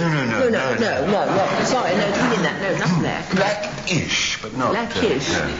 Bluish. No, not bluish. No. Brownish. Yeah. 1.5. Not browning. Why could you be literary about it? 1.5. The predominant colour of the Mona Lisa's dress is chocolate brown. Is it? Yes. It's all over, sort of greeny, though. Go and have a look. Like bean. Well, anyway, it's your turn now, Frank. What's the arrangement of the lady's hands? Oh, very, very happy. Very graceful indeed. There's no worry there. Well, she's not knitting, is she? It looks rather like it. She's sitting there. They're sort of clasped. Not sort of big like that, that she's praying, but she's sitting, hang on, it's like a seance, isn't it? She's sitting there. Sitting in? She's sitting in a chair. That's right. On the sea. That helps. She's sitting in a chair, and and she's resting her arm, her right arm. No, hang on, one of the arms, on the appropriate arm of the chair. That's right. And the other hand is resting on somewhere, the wrist or something. Wrist or knuckle. Yes, that'll do. Your little... And I can tell you which hand's which. You can't. Yes, I can. Yes, the hand which is resting on the other one is the upper hand.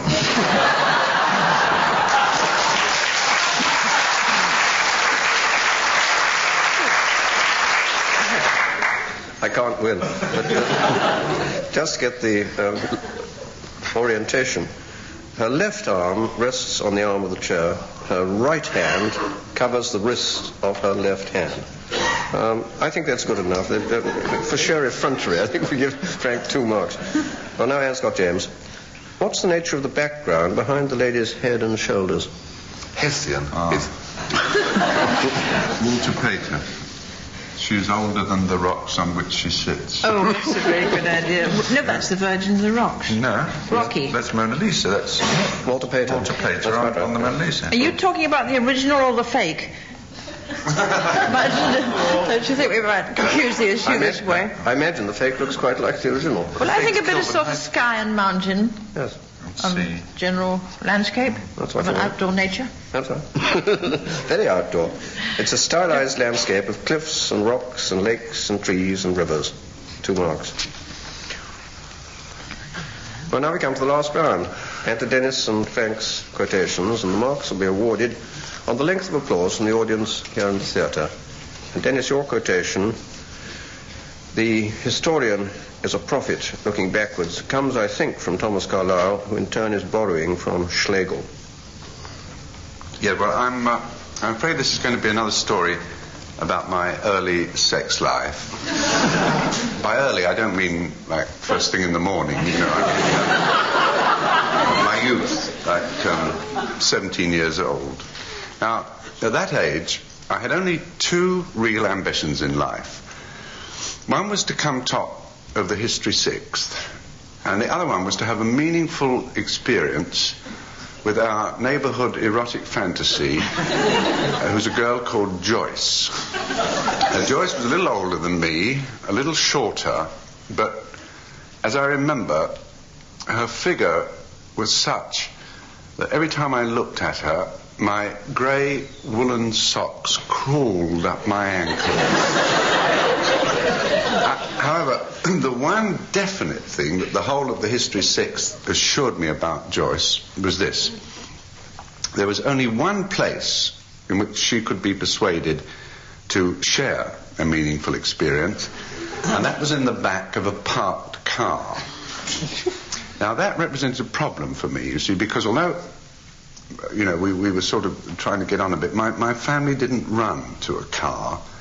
However, I had learnt to drive on my uncle's car, so I went round and asked him if I could borrow that.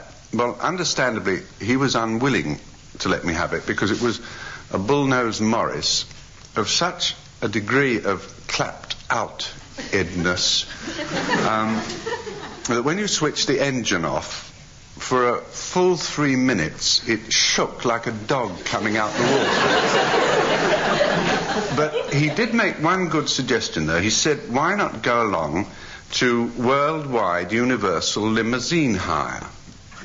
Now, worldwide universal limousine hire was a former bicycle repair shed that let out an eighth-hand Studebaker at 10 shillings per half day plus twopence a mile. Now, the snag there was this. Even by accepting money from Sidney Conklin to let him look over my shoulder during history tests, and the very most I could possibly sum up was the round 10 shillings, you see. So in other words, I could acquire the car, but I didn't have enough to actually set it in motion. Now, that is where Sidney Conklin came to my aid, because like many rather thick people, he was also crafty with it. And so he gave me a piece of technical information which actually remains true even to this day. When you drive a car in reverse, the distance that it travels doesn't register on the mileage counter. You see, only forward motion clocks up mileage. So now, you see, it all became possible. So that afternoon, I went along to worldwide universal limousine hire, plunked down the 10 bob, reversed the Studebaker out of its shed, reversed it up the high street, left into Jubilee Grove, cruised slowly backward into Joyce's driveway, jumped out and knocked at the door. And when she opened it, I said, care to go for a spin? And she said, I'd love to. And I said, anywhere particular? And she said, how about Brighton? Well, now, that London to Brighton run is a well-known test course for cars, but I don't think there can be many drivers who've done the whole 52 miles looking back over their shoulder through the rear window. Where Joyce was concerned, to sort of forestall any questions she might have about this mode of driving, I put her in the back seat, and then I told her I was driving like this because I wanted to be able to feast my eyes on her throughout the journey.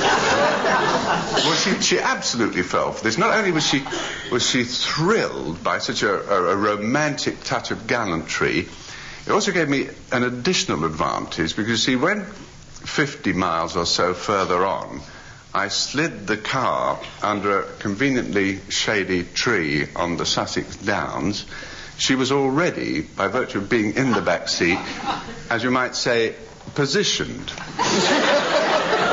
Now, it would not be proper for me to go into the details of what ensued after we were thus parked, but suffice to say that in terms of meaningful experiences, it was in every sense what you might call a Parc de Triomphe. And I can add one other pleasant detail. By the time I returned the car to Worldwide Universal Limousine Hire, the engine had been going backwards for so long, it somehow had put the mileage counter also into reverse. So the car now showed 104 miles less on the clock than when I took it out. So this enabled me to claim back 104 tuppences on the grounds that the car had actually appreciated in value during the time I'd taken it out. So I ended up the evening 17 and 4pence in pocket. Now, that may not exactly qualify me for a position in the Guinness Book of Records, but Sidney Conklin did write the story up in the History Sixth Form magazine, and in fact, I can remember the headlines of the story to this day. The historian shows a prophet looking backwards.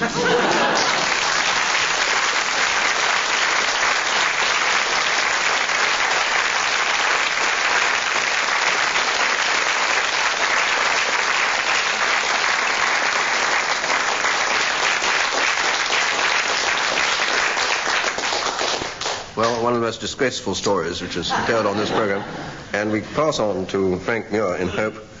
And if you remember, his quotation was, "Now is the winter of our discontent, which goes on, made glorious summer by this son of York." Now, boys, girls, lock the shop door, put down your scissors and combs and gather round me. There's something I want to tell you. This is the first month, as you know, we completed our first month of the Maison Fred hairstylist in the modern mode, late of Staines High Street group of companies.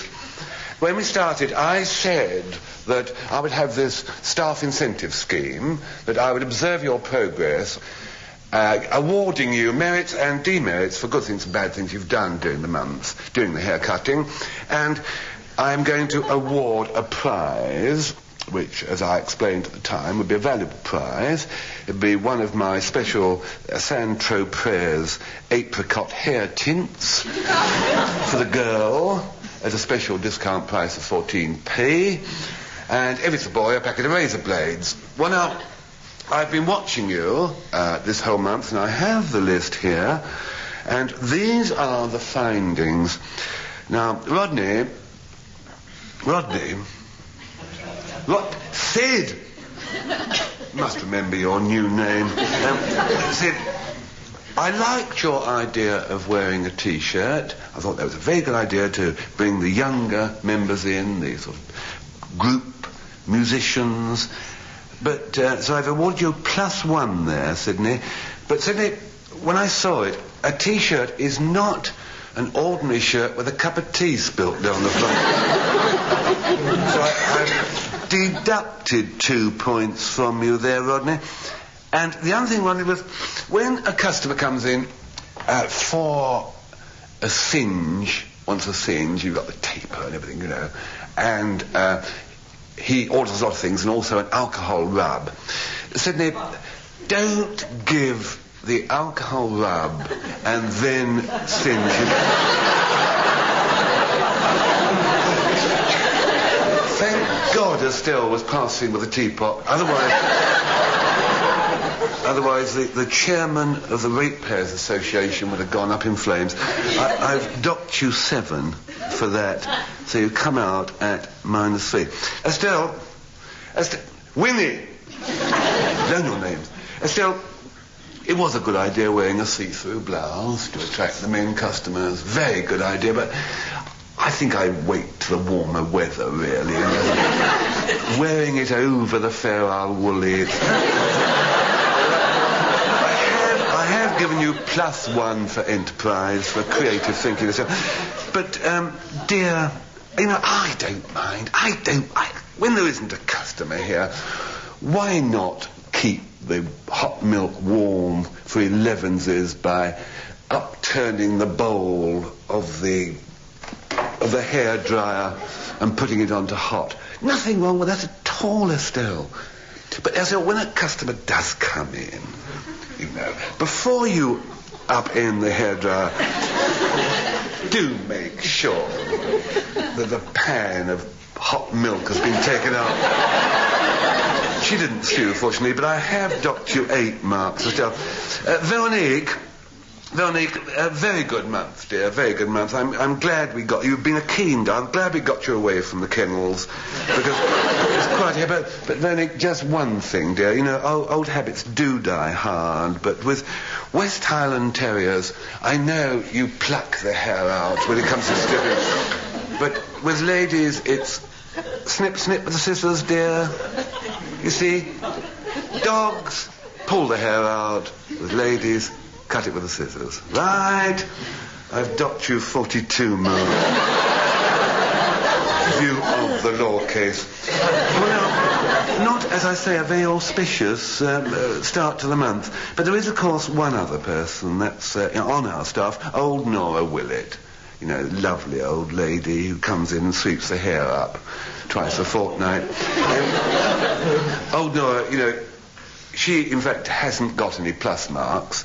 But on the other hand, she's the only one of the staff who hasn't got any minus marks. If only because since we've been open, she's been off sick.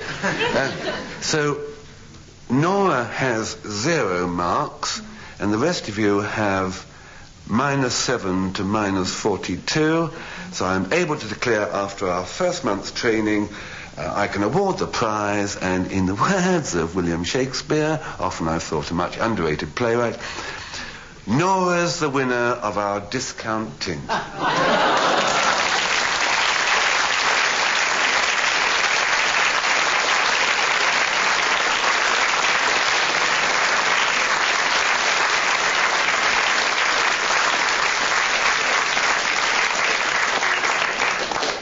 Well, it's one emporium I shall hope never to visit.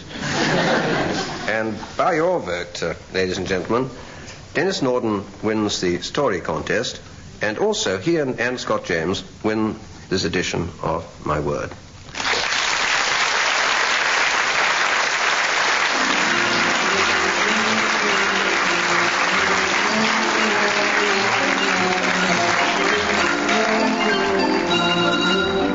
Taking part in My Word were Anne Scott James, Dilys Powell, Denis Norden and Frank Muir.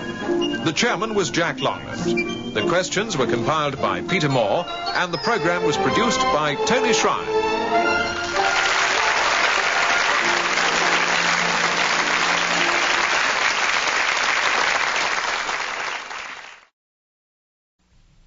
My Word.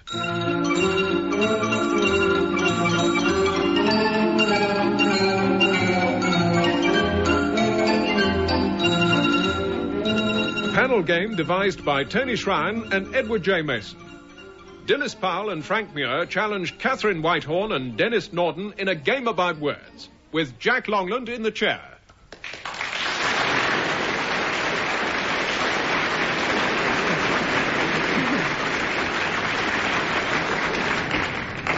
Today our programme comes from the Conversazione of the University of London, and we go straight into the first round, which tests the respective vocabularies of the teams.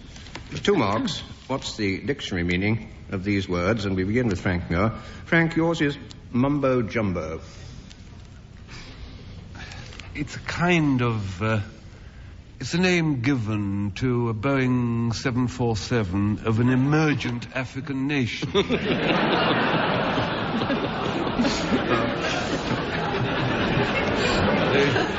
Well, 1 mark so far for effrontery. Well, because they would fly over and they'd worship it. Yes, now you're getting there. As big shiny bird with spiral staircase and 3 films.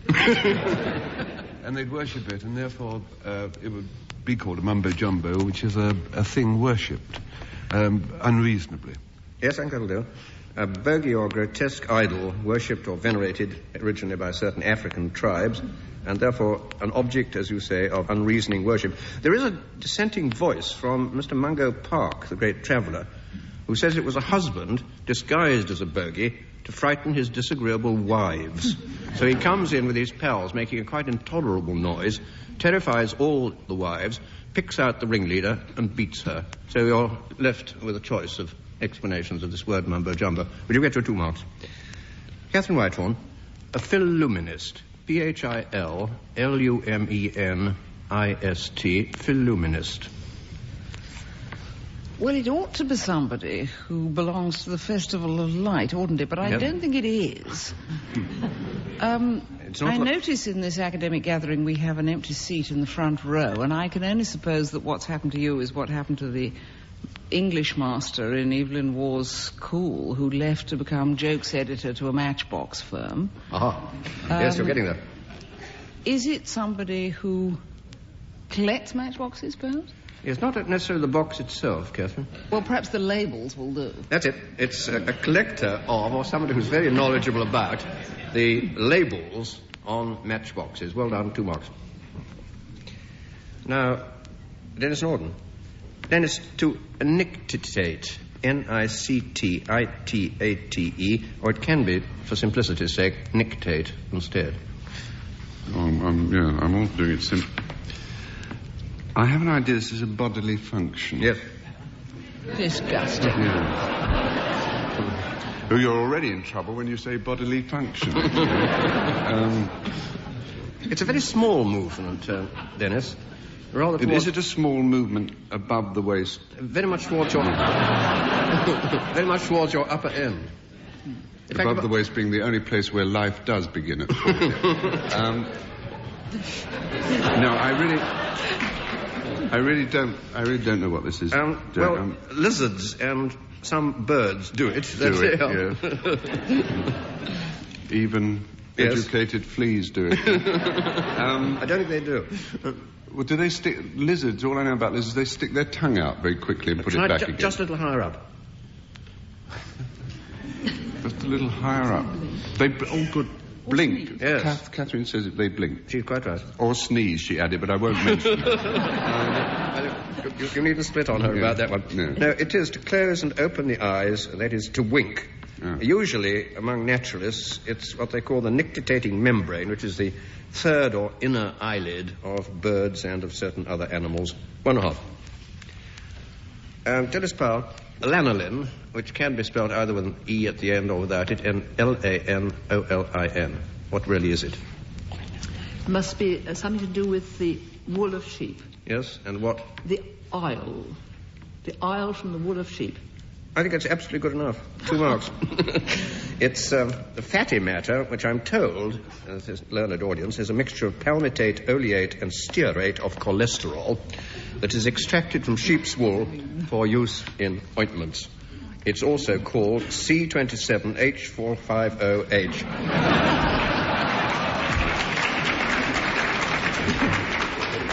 But not often. 2 marks in case I forgot. Well, for those who like to guess ahead at the stories, what's your quotation, Frank, for later on in the programme? My quotation is from Abraham Lincoln, who said, you may fool all of the people some of the time, or you can fool some of the people all of the time, but you can never fool all the people all the time. Well, I think this program... goes on a bit, doesn't it? If that were true, I think this program would stop, but never mind. Well, yours, Denis. Well, mine's nothing like as lofty as that. Mine comes from Shakespeare, from the epilogue of King Henry IV, Part 2, and it's Falstaff shall die of a sweat. I never heard it before either. Well, now we come on to round 2, and this dips lightly into Palgrave's golden treasury. 2 marks if you can complete the verse or stanza which I'm going to start, and we begin again with Frank Muir. And I hope you won't take this personally, Frank. Shall I compare thee to a summer's day? Thou art more lovely and more temperate. Yes. Rough winds do shake the darling buds of May. And summer's lease is too short of... all too short of day. Well, I'll tell you the gist. I'll give you the gist. That's fair enough. The gist is that summer is very beautiful. A summer's day is very beautiful, but by its nature ephemeral. Mm-hmm. But his or her beauty is eternal. Fair enough. It's Sonnet 18, so it's his and not her. Shakespeare. 2 marks. Catherine Whitehorn, far from the madding crowd's ignoble strife. It's Gray's elegy, isn't it? I think I have to begin at the beginning. It's one of these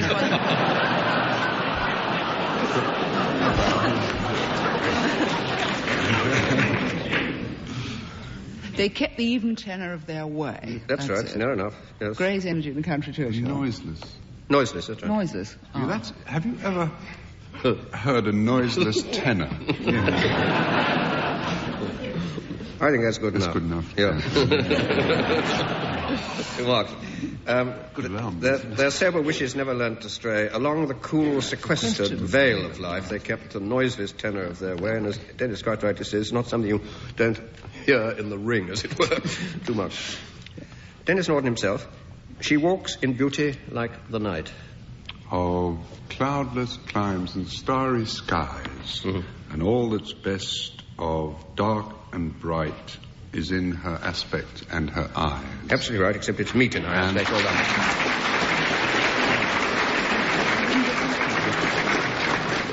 done. Byron, Hebrew melodies. 2 marks. Dilys Powell, the glories of our blood and state. Something things. Yes. A P.G. Woodhouse, that, isn't it? Something insubstantial things. That's right, Nellie. The glories of our blood and state are shadows, not substantial things. There is no armour against fate. Death lays his icy hand on kings. Sceptre and crown must tumble down, and in the dust be equal made with the poor crooked scythe and spade. It's surely Death, the leveller in Powell gave over the contention of Ajax and Ulysses.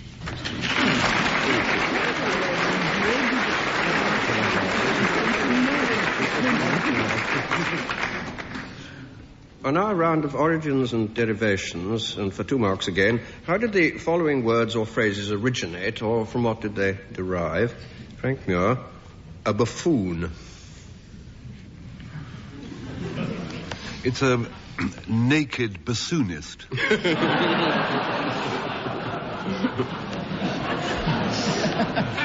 But it could be. Well, it could be. It could be. A buffoon is a man who plays the fool. Yes. Fools about.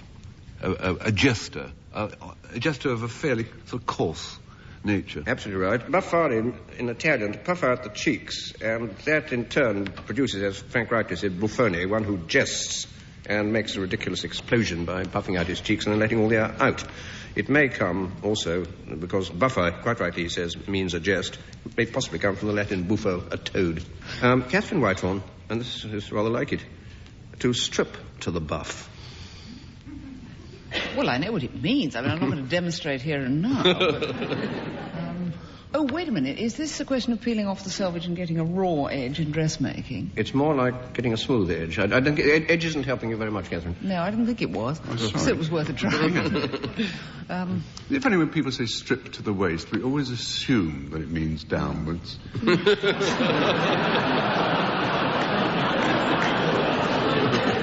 There's really no reason, is there? Because everything else, you start, when you say two, you generally start from the bottom and work the willow, that Scottish dance? No, we're getting... A chamois leather would help you rather more. To shine it, like that way? It's... derives from buff, which is soft leather, which was prepared originally from the skin of the buffalo, and because it was smooth and rather light-coloured, it was used figuratively as a slang term for the bare skin. I must admit that it seems a wildly improbable story to me. Actually, given little time, you can think of something. All right, Denis Norden, yours is easier. Debauchery. More fun, anyway. Yeah. Well, you know what debauchery is. You know, they're all dressed for it here tonight. So, you know, it's like playing Monopoly till well after midnight.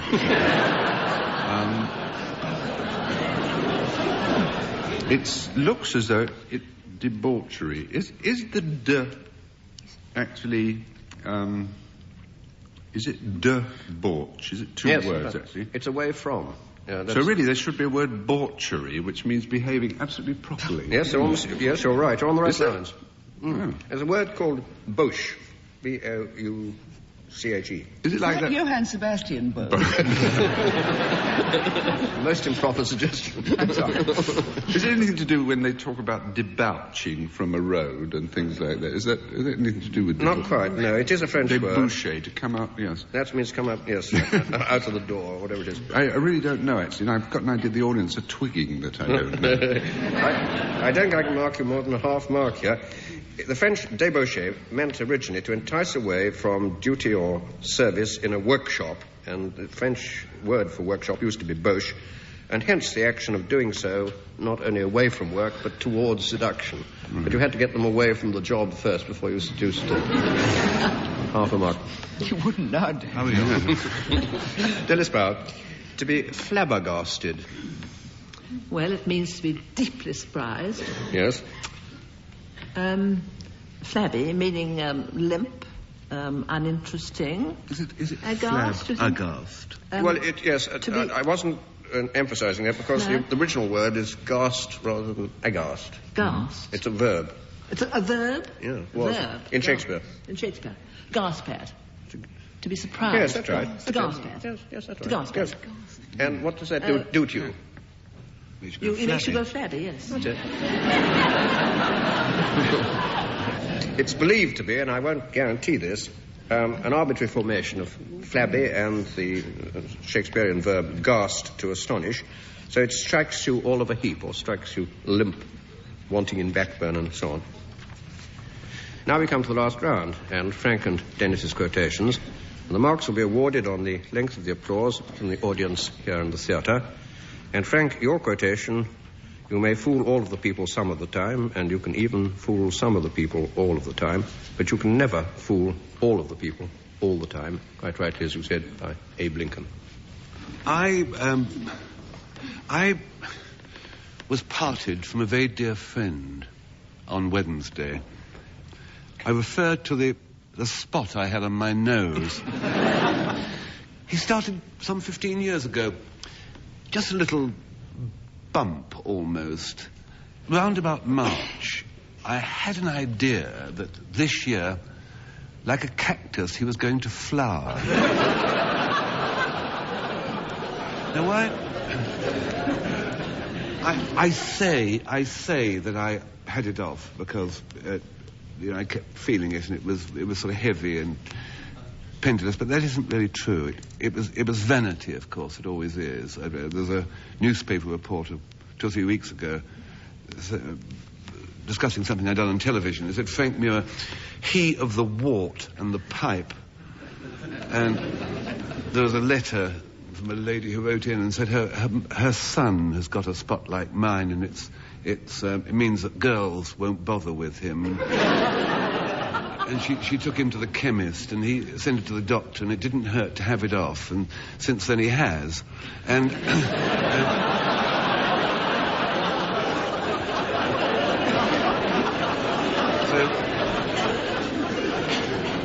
so I trotted along to University College Hospital and asked them to have a look at it. And what I'd forgotten, actually, was that I'd whimsically tied a piece of pink rug wool round it, just to amuse the doctor, you see. And he was quite amused, actually. Well, he was okay, but it was the waiting room was rather full. And there was this old-age pensioner with a bronchitis, and it set him off. And there was a pimply child went rigid and had to be carried out. And I suddenly remembered there's this silly thing I tied around my face. The doctor said to come in again, and it would only take a quarter of an hour. So last Wednesday, I turned up, and they made me put on sort of dark green mob cap. A dark green mob cap on each of my feet. And then walk, sort of climb into a green overall backwards. Because for some curious reason the opening's on the wrong side of the thing. And put a funny little dark green petrol pump attendant's hat on. And then this nurse said, go down the third door on the left and lie down on the table and make yourself comfortable, and the doctor will come in. Which I did. In fact, it wasn't very easy to get comfortable because of the sort of plate under me, and actually I got the door wrong, and it was the ward cleaner's canteen. But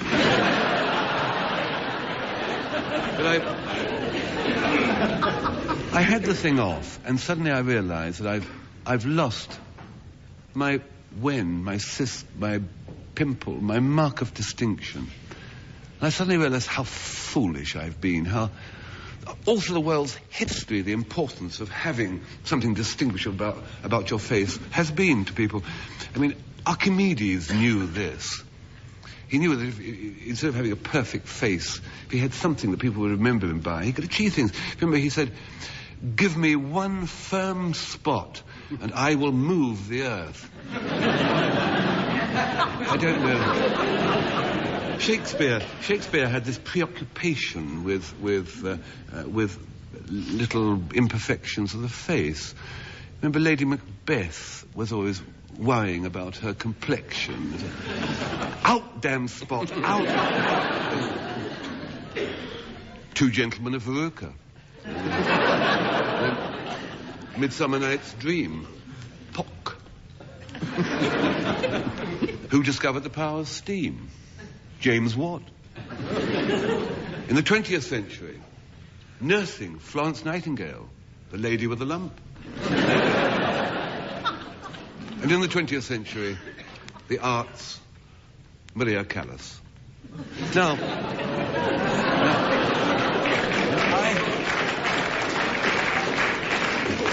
I have thrown all this away just on the pretense that the thing was hurting. And like a fool, I'd forgotten a great pimple bearer, Abraham Lincoln. He had a smashing big boy. It was low down on his right cheek. And he knew what little discomfort it caused when he said, you can feel all the pimple some of the time. You can even feel some of the pimple all the time. But you can't feel all the pimple all the time.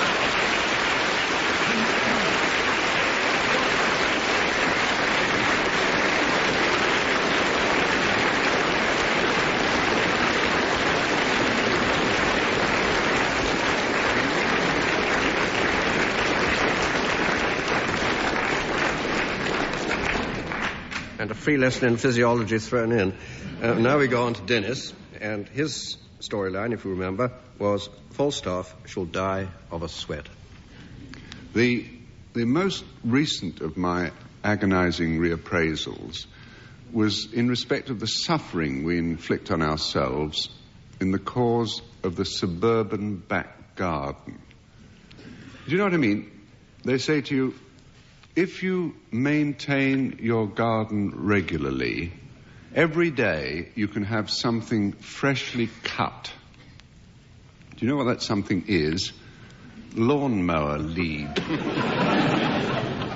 Well, it is in my case. That chap at the lawnmower service station, I reckon he's seen more of me than he has of his own children, whom I estimate I personally put through boarding school. Because it feels like every other day that I'm down with that rotten great machine, humping it round there with some kind of horticultural query, like, do toes make good compost?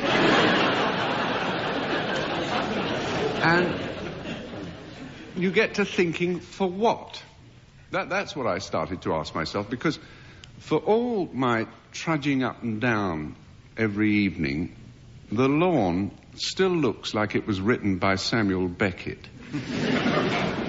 when you gaze down at it from the bedroom window, it resembles nothing so much as the surface of one of those old-fashioned water biscuits. Do you remember those? They had sort of brown humps sticking up. That is my lawn. The only time that my grass looks anything at all like the bloke next door's is when we're under 4 inches of snow. It wasn't just the mowing that began rusting my soul. There was that kneeling down weeding. Now, there is an unequal battle. There's nature growing weeds 24 hours a day, and you're pulling them out 2 hours a week. What chance have you got? What is more, have you ever had a bath straight after 2 hours of weeding? It's only then that you realise that the greenness of grass is directly related to redness of face and purpleness of kneecaps. I began to realise that my lawn was turning me against my own kneecaps, which are my prettiest feature.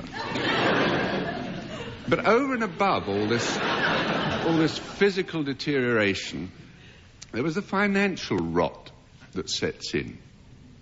You know, when they say to you, when people say, you've got to have green fingers to grow things, do you know what makes your fingers green? It's all those pound notes you keep pulling out at the garden supply centre. Have you taken a glance recently at the prices they charge in these places? They had a bird bath in mine, and you know what they wanted for it? £27. I said to the bloke, St. Francis wouldn't pay 27.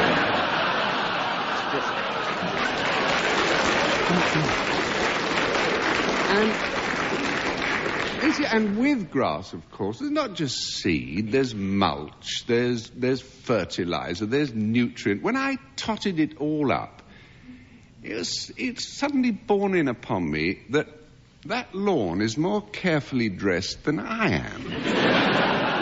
And that was the moment when something within me snapped. I went into the house and I said to her, look, I said, in a societal modality where a viable lifestyle is at such variance with preconceived role conditioning, I am finally seeking self-actualization. She said, you've been reading Catherine Whitehorn. I said,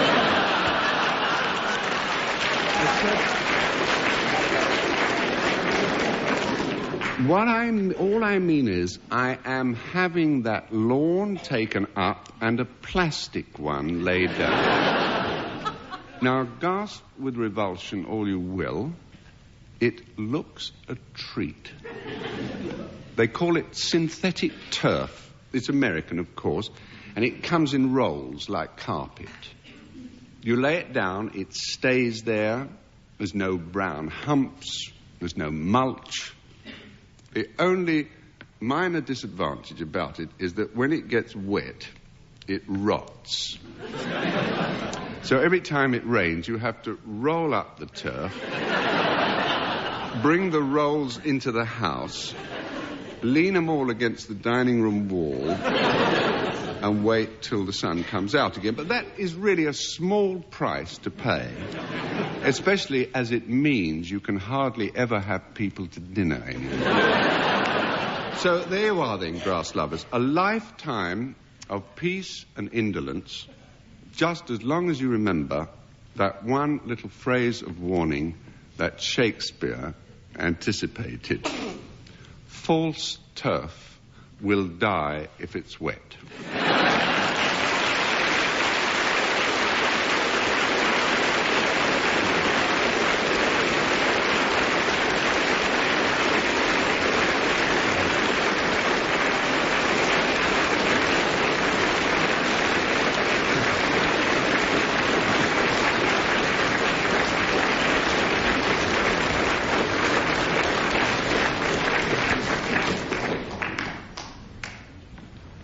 Well, ladies and gentlemen, by your vote, Denis Norden wins the story contest, but Dilys Powell and Frank Muir win the entire My Word contest. on this particular evening.